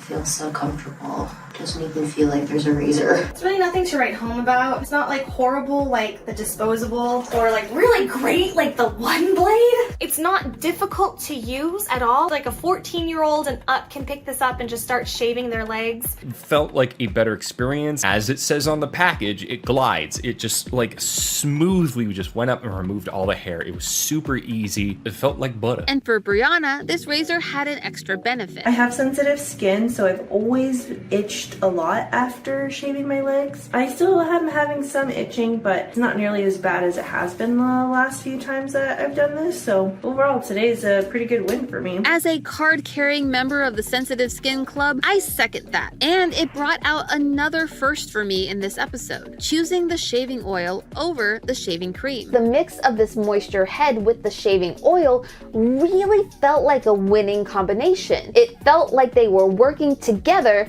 to really give me that slip and slide experience down my leg. What everyone wants to do when they talk about their legs. They want it to just be a slip and slide. I wasn't the only shaving cream stand to switch sides this round either, which made me wonder, maybe the best lubricant isn't a simple answer, or not a solo answer. What if the type of razor could influence our preference? I needed more data, but what I did know was that my skin was having a reaction to the constant shaving. I have like my normal shaving bumps up here towards the tops of my thighs where my skin is extra tender. Really, I'm just having the same shaving experience I normally do whenever I shave a lot in quick succession. I had hoped that the exfoliant was going to be a big help for this, and while it wasn't working for me, it did seem to be for a few other people. Both Brianna and Asia reported their exfoliated legs and having less irritation. And at halfway through our experiment, I was still feeling optimistic that we'd find our perfect shaving formula. With each round, I've been able to pinpoint the pain points, pun intended, of each combination, but we still haven't uncovered the full picture. Speaking of bigger picture, our fourth razor was going to answer a question that I carried with me for years. Are men's razors actually better than women's? You see, I didn't pick that 5-bladed Venus razor just for giggles. I had a plan. We were going to test it against the big boy, the one that almost took the crown in the shaving beard episode, the Gillette Fusion 5, and test it against its female counterpart. It's the same brand, the same flexible head, and presumably the same 5 blades as our Venus razor. So it should give us the same kind of shave, right? We're about to find out once and for all. Right away, what stood out to me was the lack of moisture flaps. Where the Venus had all those bells and whistles, this one was back to basics. And I liked it. It glided across my skin and all around the difficult areas of my ankles and knees. If I had to call it something, it would be familiar. More like the razors I'd used over the past few years. Asia was feeling it too. I thoroughly enjoyed it. It's exactly what I use. I use the Harry's 5-bladed razor. This is exactly like it. But was it doing a better job than the Venus razor? No, not really. It was pretty similar to the previous razor number 3, in that it had the 5 blades. I liked the last razor, so I guess I like this too. The only difference is this one doesn't have like the double moisturizer bar. And right there was the big difference, the experience factor that we talked about earlier. The Venus wanted us to feel wrapped in a cocoon of moisturized safety, while the Fusion 5 was just there to get the job done. Even Dan, who still used the Fusion 5 for his beard after that first episode, couldn't deny the difference. It was the Gillette 5 blade that was really more meant for facial hair for men. I gotta say, after using that one, clearly the Venus, I'm moving that up to a 5. Confetti, fireworks. Congratulations, Venus. Despite that, overall we had a really good experience with the Fusion 5. Nice. Good shave. Very good. Very clean. Looking at our post-shave results, it did its job, but not any better than the Venus. Putting those two side by side, they look about the same, so really that experience is what made the difference. And the bigger thing that this round continued to prove was that the exfoliant was the true MVP. Not to the shaving, but to the long-term comfort of people prone to razor bumps and ingrown hairs. Like I continue saying, the exfoliated side, my strawberry legs are starting to go down. I think you can really tell, like in this area, you can see a big difference in this leg, at least to me, so that's crazy. Clearly, we were on to something big. Entering into our final day, our spirits were high. Each razor we tried since that unfortunate first round brought something new and exciting to the table. Moisture strips, precision heads, and yes, a shave so close it could make you cry. And I had high hopes that our final razor would top them all. Why? Because it was an ode to the man, the myth, the MatPat. The man who fought the good fight to clear the name of electric razors everywhere. Can his legacy live on in the form of our final razor? The electric razor for women. Looks a bit like a dune sandworm, if you can really see that. I'm starting to think that maybe we didn't find the best version of an electric razor for legs. Well, here's the thing. When it comes to electric razors for legs, the options are severely limited. As of right now, it's not that big of an industry. And when it comes to cost effectiveness, we went with one that we thought was versatile. But I think we might have made a bit of a oopsie. But hey, I've been surprised before on this channel, so let's give it a fair shot, everybody. How does that work?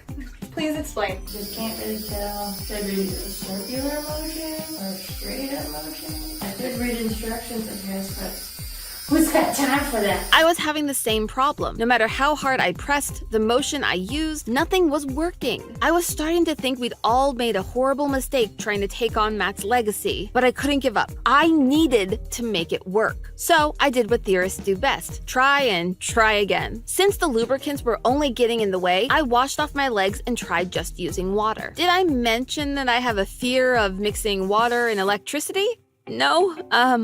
No, that's cool. It's cool and totally not relevant anyway. And since the water only still wasn't working, I had one last thing to try. One that I hoped would yield at least some kind of result. Dry shaving. I know. We learned in Shaving 101 that dry shaving is a cardinal sin. But I was desperate to find some kind of result, make something work. And lo and behold, it did. Sort of. While I couldn't say it was a successful attempt, it did start to remove some hair from my leg. And I was ready to take this as a win until I checked on everyone else. No, just it did not do the job at all. I'm still prickly. I know that I said that the worst razor was disposable. It at least did its job. I felt like today took a lot longer than many other days, which I do not appreciate. This didn't work out for me today, I don't feel like. See, but it's not getting anything. I feel prickly still. Even Jessica, who so far had always found a silver lining for each and every razor, couldn't find one here. I'm gonna be quite honest. I don't know if I've said this yet about a razor, but I didn't really enjoy using this specific razor. Looking at our final results, I couldn't deny the writing on the bathroom wall. This was a true failure. Worse than the disposable razor that took out Vance on day 1. You know, we really should send him like a gift basket of Band-Aids and Neosporin after this. Someone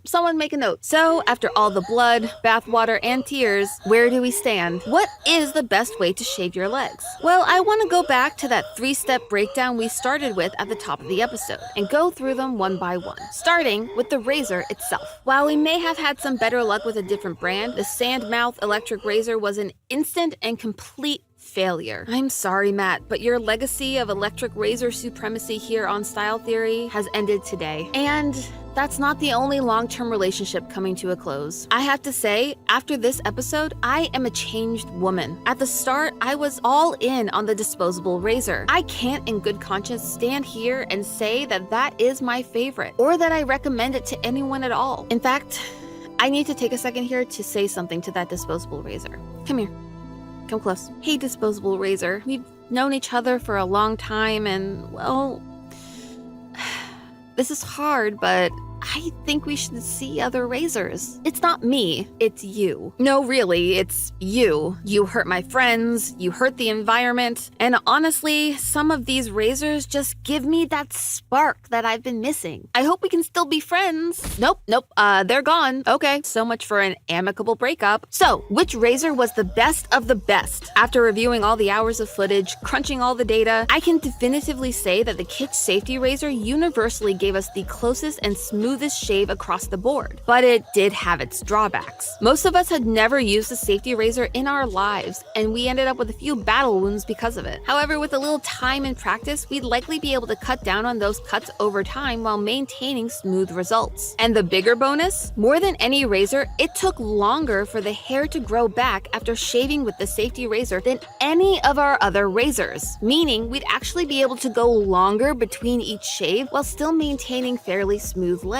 So congratulations, Kitsch and the safety razor. Maybe next time we'll be sponsored. In second place, we have the Gillette Venus Comfort Glide. In terms of appeal, it did well holding its own with little to no lubricant. I feel like you could probably just like dip this in water and shave comfortably. It was a really good option for novice shavers like Dan. I'm a little bit more knowledgeable, a little bit more educated. I did, in fact, gain enough experience and level up. And people with sensitive skin like me and Brianna. So if you are just starting out on your shaving journey, it's the best of the bunch for keeping user error to a minimum. And rounding out third place is our manly, masculine Gillette Fusion 5. It can do the job just fine, but it couldn't break into the top 2 of our experiment when put against 2 razors built to conquer the winding landscape of our legs. Then there were our lubricants, and here we actually have a tie between our top 2 options. No, not use soap. Get out of here. Go on. Get. No, it came down to our shaving gel and our shaving oil. They both had pros and cons, and in the end, it split our 6 shavers right down the middle. On Team Oil, you had Jessica, Brianna, and Asia, who liked that the oil left their skin feeling more moisturized long after they finished shaving. And the thin consistency meant it didn't clog up the razor. On the other end, you had Team Cream, a very unfortunate name, made up of myself, Dan, and Jerika. Woo, Team Theorist! We liked how the shaving cream created a protective barrier between the blade and our skin, which led us to getting less cuts. And it also left us feeling soft and moisturized. Clearly, the big winner of this round, moisturizer. And that actually brings me to the final piece of our shaving puzzle, part 3 of our 3-step formula, the exfoliant. Throughout the week, it was clear early on that the exfoliant wasn't doing too much to give us a closer shave, but I don't think that means we should cut it from the routine. Over the 2.5 weeks of the experiment, we saw our participants' skin change before our eyes, and all of it thanks to the exfoliant. I think it helps with when the hair grows back. It doesn't feel like it's embedded or getting ingrowns into my leg. The exfoliated side, my strawberry legs are starting to go down. I think you can really tell. You can see a big difference in this leg. The only thing I felt was different was the after effect of it, which my left leg was so much more smooth than my right leg. It turns out that a smooth, painless shave isn't just about the tools you use, but the way you care for your skin. The exfoliant had helped clear away dead skin, bacteria, and other buildup, making a cleaner surface and leaving less of a chance for infection and inflammation. That, coupled with the fact that the moisturizer in our lubricants clearly reigns supreme, means that treating your skin well, that's the true secret to keeping the pain out of your shaving routine. Man, I wish we had taken this experiment out of the shower as well and added some lotion into the mix. I guess we'll just have to add it to the list for later. Over the last year, we've been dissecting, bisecting, and uncovering all there is to know about your hair. And today, we're answering the biggest question you never knew to ask. What is your hair type? Is it curly, straight, wavy, or gasp, all of the above? I've always just known I have curly hair, but I don't really know what type type of curly hair, but I think that there are multiple. Yeah, that is possible. We've talked a lot about the ins and outs of hair on this channel, and one thing that's always remained consistent is that no one's hair is exactly the same. And that's because hair is complicated. There are 12 major hair types, each with its own specific needs. But don't worry, theorists. While that may seem overwhelming, I've made an easy 4-step guide on how to diagnose any head of hair. By the end of this episode, you will be able to name not only your overall hair type, but your shape, texture, density, and porosity, which is how porous your hair is. Weird word, I know. Those are the 4 key things you need to know to finally get your perfect hair. By knowing all of this, you will know how often you need to wash your hair, how much moisture it needs, and more, no matter how you choose to style it, or not style it. I don't know, I don't judge. And theorists, if you want to get an A on this test, you'll need to do it along with me and leave your results in the comments. Your hair type is made up of 2 main parts, the number and the letter. The number tells you what your hair shape is, while the letter is the texture. So we're gonna start with numero uno, the shape. Hair can typically be sorted into 4 main shapes: straight, wavy, curly, and coily. These are represented by the numbers 1 through 4, respectively. All of these shapes come with different pros and cons. But before we can talk about that, we need to know which one you are. To do that, we are going to have to accept the truth of one unfortunate fact. Beauty is pain. Theorists, to really understand our hair, we need to pick a sacrifice and pull out a strand of our own hair to act as the representative of our hair collective. Or a few strands, if you, like me, think that you may have more than one shape going on your noggin. I have a whole, biome of different hair types living on my head. Where my fellow Medusas at? Nice. We know no snake is the same, but really, you can have more than one shape on your head. So if you think that may be the case for you, pluck a hair from each section. For me, that's the top, sides, and underneath. Ow, ow, ow. It's fine, it's fine. Beauty is pain. Okay, now that we have our strands, lay them out on a flat surface. I'm using a paper towel because it's hard to see black hair on a dark surface like my table. If your hair lays flat with no curves, you're a type 1, straight as a board. Follically speaking, at least. This is your Renee Rapp, your Lana Condor, and Nicole Kidman. Lately, anyway. It's important to note for these references that we have to base them on the photos available to us. And sometimes, photos lie. Styled hair can look one way even if that hair type is another. Just ask my coworkers, who were shocked the first time I walked into work without straightening my hair. Jaws were dropped, y'all. So while all the examples we show will be accurate to the type, just know that some may be styled to look that way. Type 1, or straight hair, tends to be viewed as the easiest hair type, though it does have its own issues. Since this hair type is so smooth, it's easy for your natural oils, also known as sebum, to travel from root to tip so fast your head might as well be a slip and slide. This means that you should likely avoid products that claim to add extra moisture. But your worst enemy, my type 1 besties? Heat and brushes. Type 1 hair is prone to breakage and tangles, meaning you need to be extra careful with your styling tools as to not cause excess damage to your already very fragile hair. If your strands have a soft S shape instead, then you have type 2 hair, wavy. Like the ocean, your hair rises and falls in waves. This is where my hair falls, or rather, some of my hair. So looking at this hair, we have one that is definitely like a wave that is starting to come up off the paper, one that is just straight wavy, and one that is an actual coil, which tells me that somewhere on my head, going all abouts in here, you have some type 2 and some type 3 hair. Besides myself, or part of my head at least, others that fall into this category are people with hair that ranges from Emma Stone to Millie Bobby Brown to even Lorde. That is a wide range, I know, but we will get to that in our next test. For now, remember that your hair falls between extremes. It is highly prone to heat damage like type 1, but is usually drier and needs a little more added moisture like our later hair types. But if your hair tends to be straighter towards the roots, it may be better for you to keep that moisture towards the ends of your hair to avoid buildup. Now, I did say that was only one of my hair types, didn't I? So what if your hair starts to loop over itself in a tighter S pattern, creating more of a 3D effect? Then you have type 3 curly hair. Think of this as the Hot Wheels racetrack of hair. You've got that loop in you. This is likely where our perfect hair queen Zendaya fits in. At least least according to most photos of her natural hair. It's also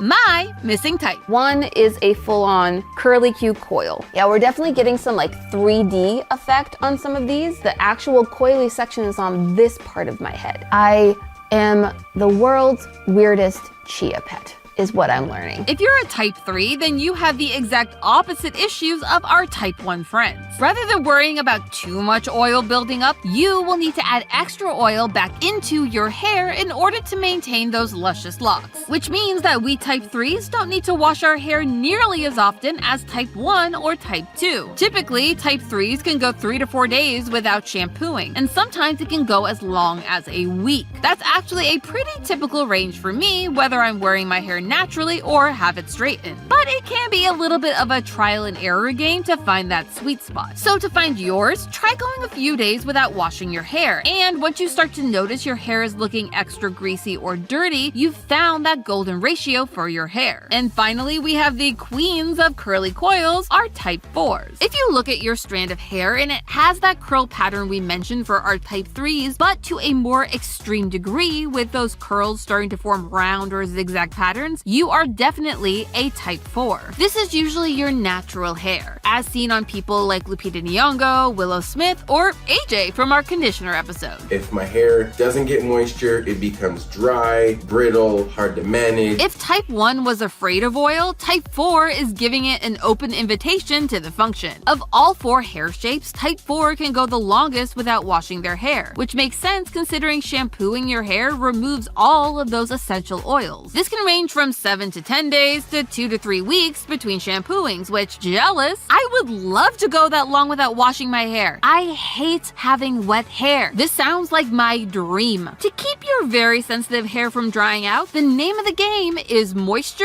moisture, and more moisture. I have to actually add oil into my hair care routine. If it doesn't have a moisturizing effect to it, I don't use it. Castor, jojoba, and argan oil are great options that may also provide other benefits to your gorgeous mane. But that's only part of the equation. We need to know the rest. Theorists, remember, the number is only half of your hair type. A true hair type is made up of a number and a letter, a shape, and a texture. Even with your type number, your hair can still be different from your fellow type 1s or type 4s. In our office, multiple Team Theorist members have type 2 and type 3 hair, but that doesn't make us the same subtype. That is the letter of the equation that we are looking to solve for, and that letter stands for texture. Your texture represents how fine or coarse your individual hair strands are, which is the fancy cosmetology way of saying if you have thin or thick hair strands. You could have curly hair that's really thin or straight hair that's super coarse. There are 3 main texture subtypes, A, B, and C. A is for fine, B is for medium, and C is for coarse. This is like a really weird Sesame Street, which means it's time for another test and another strand of hair. Lucky for us, we just harvested some fresh hair for our last test that we can reuse. To find our coarseness, we have to take our strands of hair and rub them between our fingers and see how they feel. Now, if you don't feel anything, that means you have very fine hair. If you feel it, like really feel it rub between your fingers, you have some coarse hair. If your hair feels like it falls in the middle of that, you have type B, medium hair. If you're still not quite sure after that test, you can also compare your hair strand to a piece of thread. Average thread is typically similar to type B hair, so you can place where your hair lands depending on if your hair is thicker, thinner, or the same as the thread. But does the texture of your hair really change how you should take care of it? Well, yes. Type A hair is very fine and delicate. This means that it can be more prone to breakage, so keep it moisturized and don't overbrush. If you have straight fine hair or type 1A, you likely want to keep your ends moisturized to prevent breakage while steering clear of having too much buildup on your roots. Type A hair can get weighed down easily by heavier products or using too much product and start looking greasy real fast, so go easy on the leave-in conditioner. You'll also want to gravitate towards products that promise to protect your hair using proteins and amino acids. This can help strengthen those fine hairs and prevent breakage. On the other end of the spectrum, you have me, the big old C. I have extremely coarse hair. Due to the hair's coarseness, it can be a lot easier for your hair to get tangled and snagged, so be careful brushing. A detangler or a wet brush may suit you better than a normal brush, as well as products that specifically target coarse hair. Those tend to contain more helpful oils for our thickum strands. And unlike our type A friends, we don't really need to find a protein-rich shampoo or conditioner since our thick, coarse hair is already super strong. You could build a bridge out of this hair and it would not fall down. That is an Amy fact. I feel like Rapunzel and I could go head to head on hair strength battles. And don't think I forgot you type Bs. You lucky sons of guns can keep doing what you're doing. You don't need to do anything extra to maintain healthy hair outside of products that may suit your letter type. And after all of that, you have finally found your hair type. But wait, the episode isn't over yet? There's more to know? Yes, loyal theorists, there is. As I stated at the top of the episode, hair is complicated. There are 2 other factors that play a huge role in the health of your hair. So prepare for a style theory speed round in 3, 2, 1. For our speed round, we will be conducting our final 2 mini tests to finally solve our perfect hair equation. First up, the density test. When a person tells you that you have thick or thin hair, they aren't usually talking about its coarseness. They are actually talking about density. Your hair density is how many hairs you have making a home on top of your head. The average person has between 90 and 150,000 individual hairs, but even that can vary wildly based on different variables like your genetics or your age. But hey, that's what extensions are for, right? Anyway, to find out our hair density, we don't have to do anything crazy like count each strand of hair individually one by one. Instead, we can use the ponytail test. It's super easy, barely an inconvenience. Start by gathering your hair into a ponytail. Then it's time to break out the measuring tape to wrap around the base of our pony. If you don't have one, you can also use some string and a ruler. I'll give you a little sneak peek at this. Just by measuring with my fingers, we're looking at that. Let's get a measurement of this. Have a lovely tape measurer. I am making sure to wrap around the hair and not the hair tie. So for this thickness, we have 12 centimeters or about 4.5-ish inches. We'll have to see how thick that is. If my record of going through hair ties after like 2 uses is anything to say, she a thick pony. Theorists, she really is one thick pony. A circumference of less than 2 inches is considered low density, with 2 to 3 inches being average. And if you have more than 4 inches, you have very high density hair. I think I can safely say I fit into that last category, but you'll have to let me know your results in the comments. If your hair's too short for this test, don't worry. I always have a backup. And this one will need a mirror. Take a look at your scalp in that mirror and see if you can see your scalp without having to move your hair out of the way. If you can, it's low density. If you need to move your hair a bit to find your scalp, then it's medium. And if you have to send out a search party to see if you even have a scalp hiding under all that hair, then it is high density. But what's that all mean? Low density hair should avoid super heavy products like oils and creams. And if you want your hair to look fuller, look for shampoos that focus on volume, as well as dry shampoos and even some mousses. Meanwhile, high density hair may need more products to get whatever styling effect they're aiming for. And if you've been watching this channel for a while, you've likely seen my bathroom full of products, so you know that's true. What can I say? More hair needs more products. It's just girl math. As for our medium density hair, you keep living your perfect, easy hair care life. And the last piece of our perfect hair equation is all about the water. This is our porous test. And yes, I know, when most of you hear the word porous, you think about this guy and how absorbent and yellow and porous is he. But your hair is also a sponge. Sort of. Your individual strands of hair are covered in cuticles, also called scales. These open and close based on things like temperature and chemicals that you apply. However, even without those added elements, every person's hair has a specific amount of opening and closing that they're prone to. If your hair is more porous, those scales are more open than average, allowing for more air and moisture to pass through, similar to the holes of a sponge. If your scales are more closed, then your hair is more likely to hold on to the moisture, like a really stubborn sponge. I don't know, this sponge metaphor is getting weird. We can find out the porosity of our hair with our final test of the day. Now I have my bowl of water here, and we're gonna see if my hair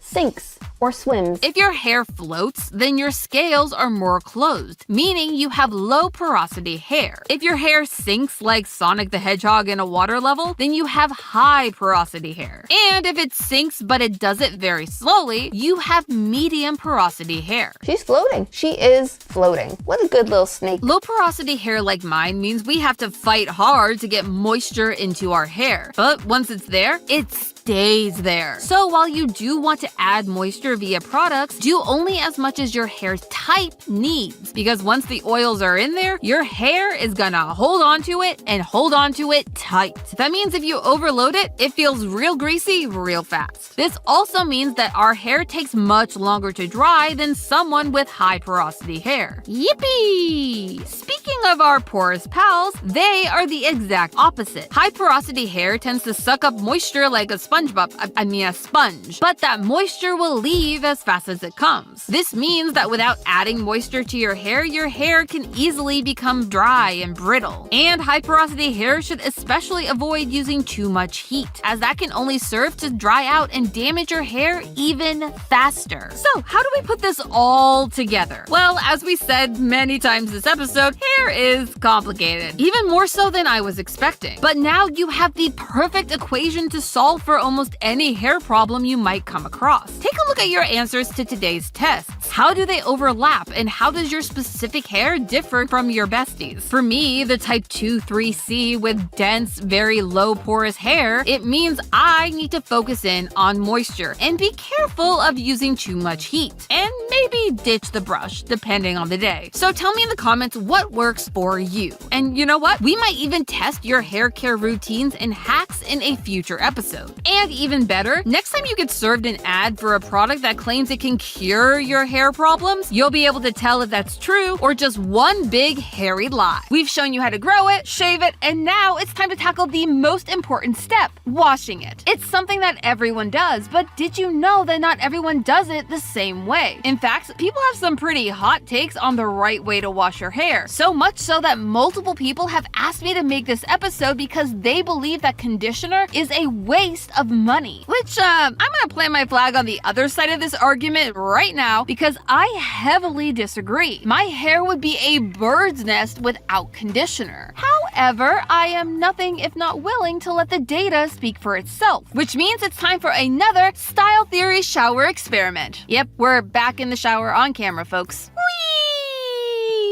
But to do this experiment right, I needed a lot of hair to help me out. 8 heads of it to be exact, including me. Why do we have so many people? To get the widest range of hair data that we possibly can, with as many unique experiences as possible. And each of us entered into this experiment with different ideas about what the optimal hair care routine should include. I use moisture enriching shampoo, moisture enriching conditioner. I use mousse that's moisture enriching. Everything I do is to add more moisture into my dry head. And yet, over the course of this week, I'm not going to be allowed to do that. I don't really need to do much with moisturizing. To be honest, I do the most typical man thing possible. If my hair doesn't get moisture, it becomes dry, brittle, hard to manage. I have to actually add oil into my hair care routine. If it doesn't have a moisturizing effect to it, I don't use it. Normally, I don't actually have a normal hair care routine. I know that's kind of sacrilege. I tend to lean towards the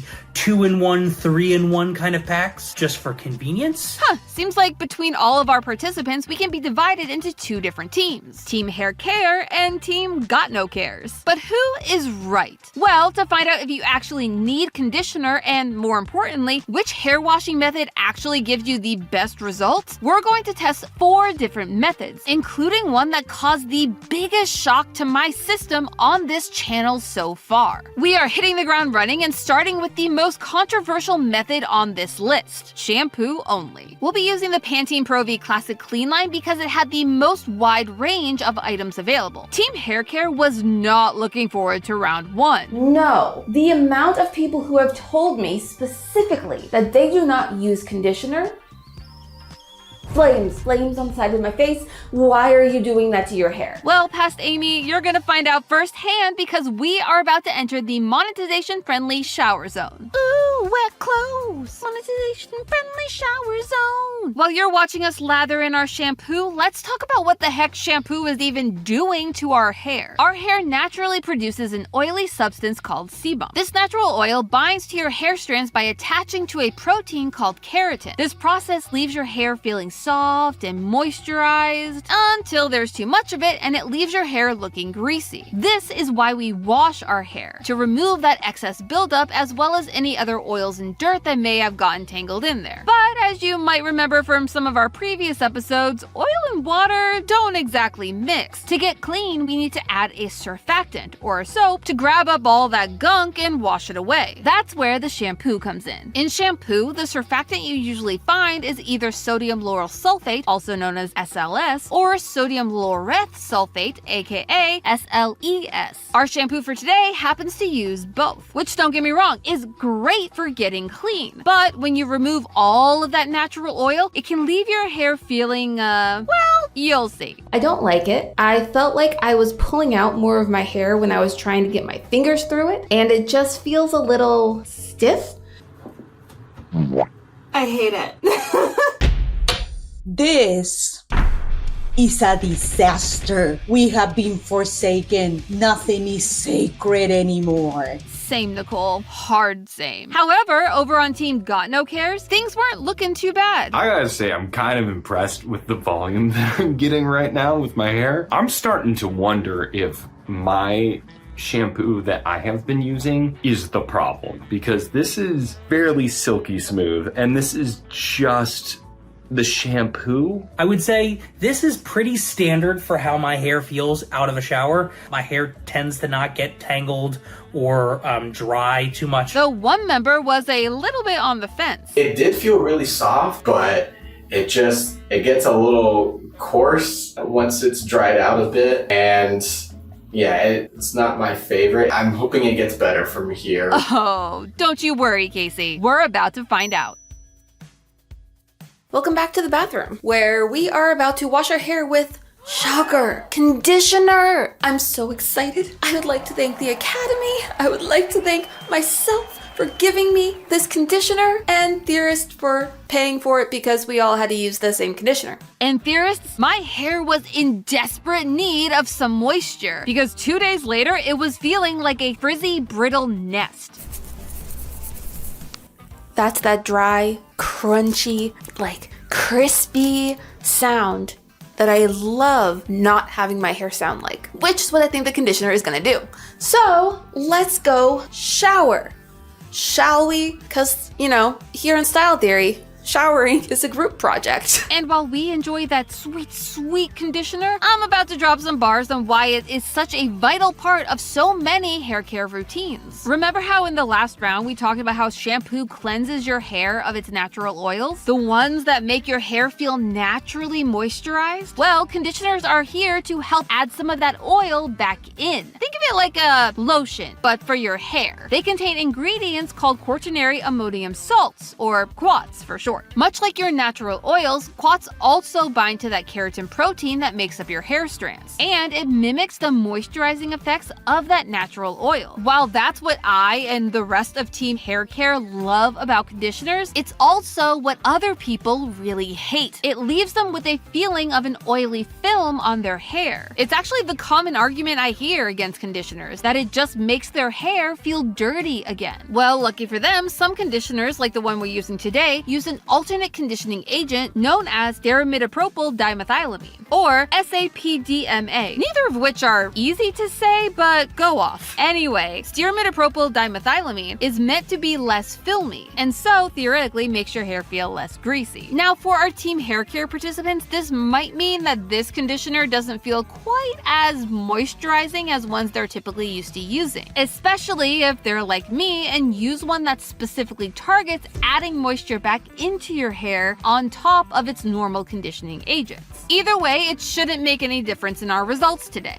And let me tell you, at this point, anything was going to be better than shampoo, which gave us nothing at all. Look me in the eyes and tell me that this is not better than what I got with shampoo only. Look at the shine, look at the soft, look at the structure, look how it doesn't look like it's growing out of my head and I stuck my finger in a light socket. So it doesn't feel like rough. It doesn't feel tangled like it did back with just the shampoo. So it just feels normal. This feels way softer. From all the way from like my roots, ultimately I feel much more comfortable in this hair. I feel like I can touch it. I feel like it's soft, which is very nice. I have some natural curl retention.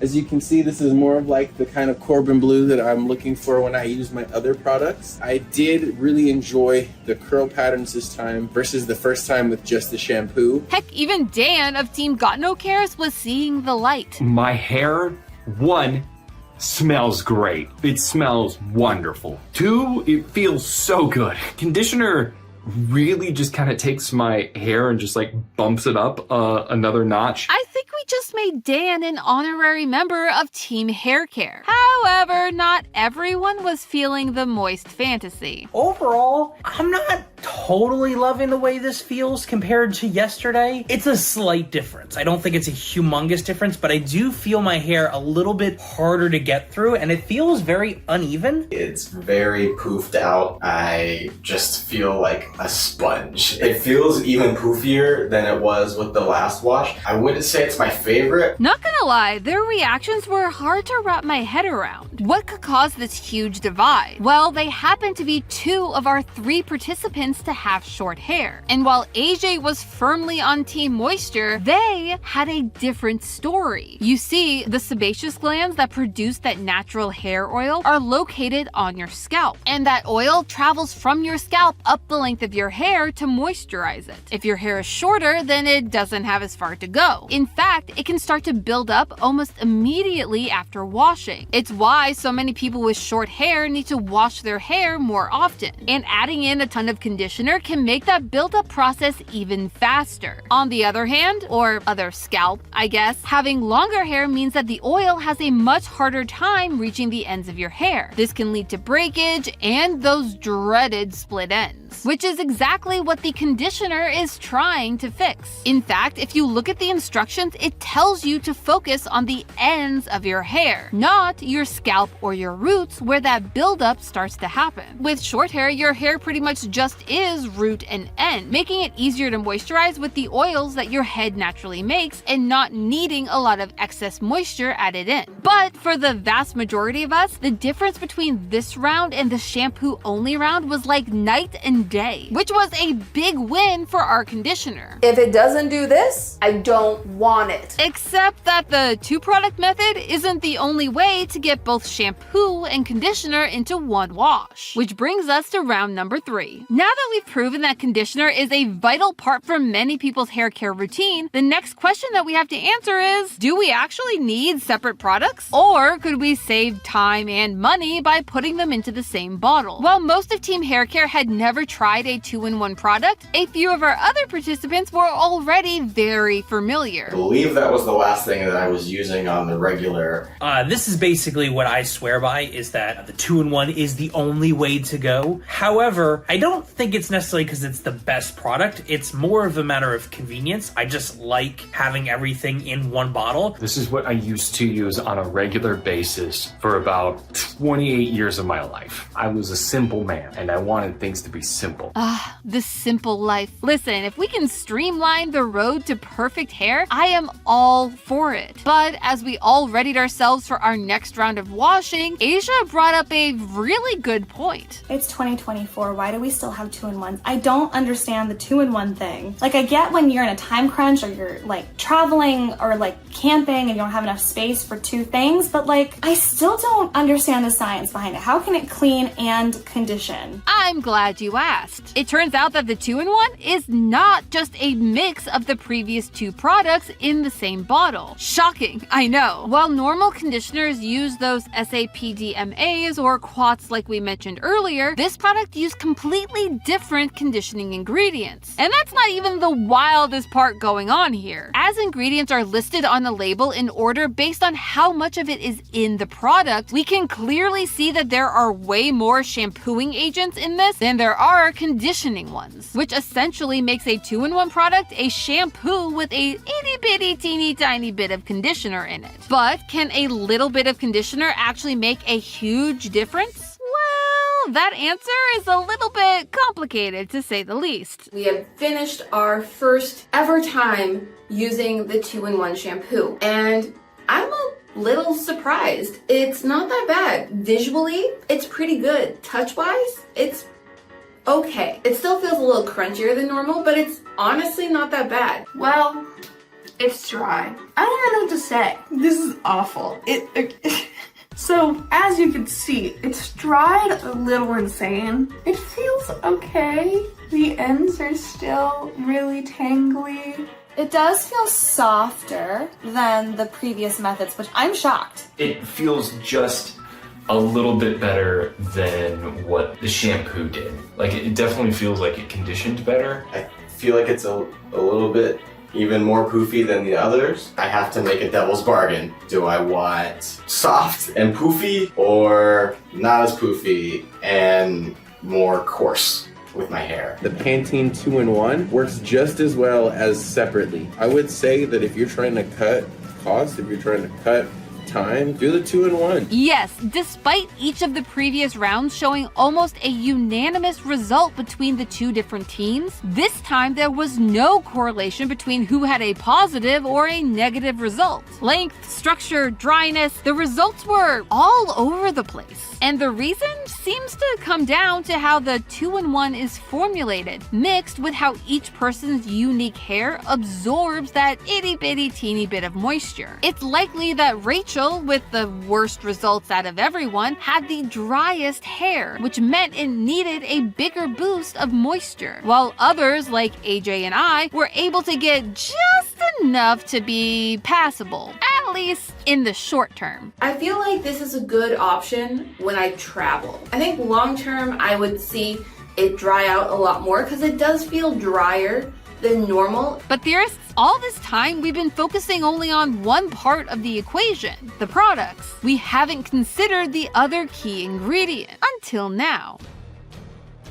For our final round, we are putting the water itself to the test with what I'm calling the hot and cold method. Here's how it's gonna go. We're going to be using the same products from round 2, but this time we are going to shampoo our hair in hot water. And then when it's time to condition, we will switch to cold. I did read this in a magazine when I was like 13 years old, and I never tried it because cold showers suck. They suck so bad. I do not like them. I do not want to do them. I told you at the start of this episode that this final round was going to put a shock to our system, and I wasn't lying. But for you theorists, we will all be braving the freezing cold water. I don't want to do this one. I don't want to do this. I don't want to do this one. I thought about it. I don't want to do this one, but I'm gonna have to do this one.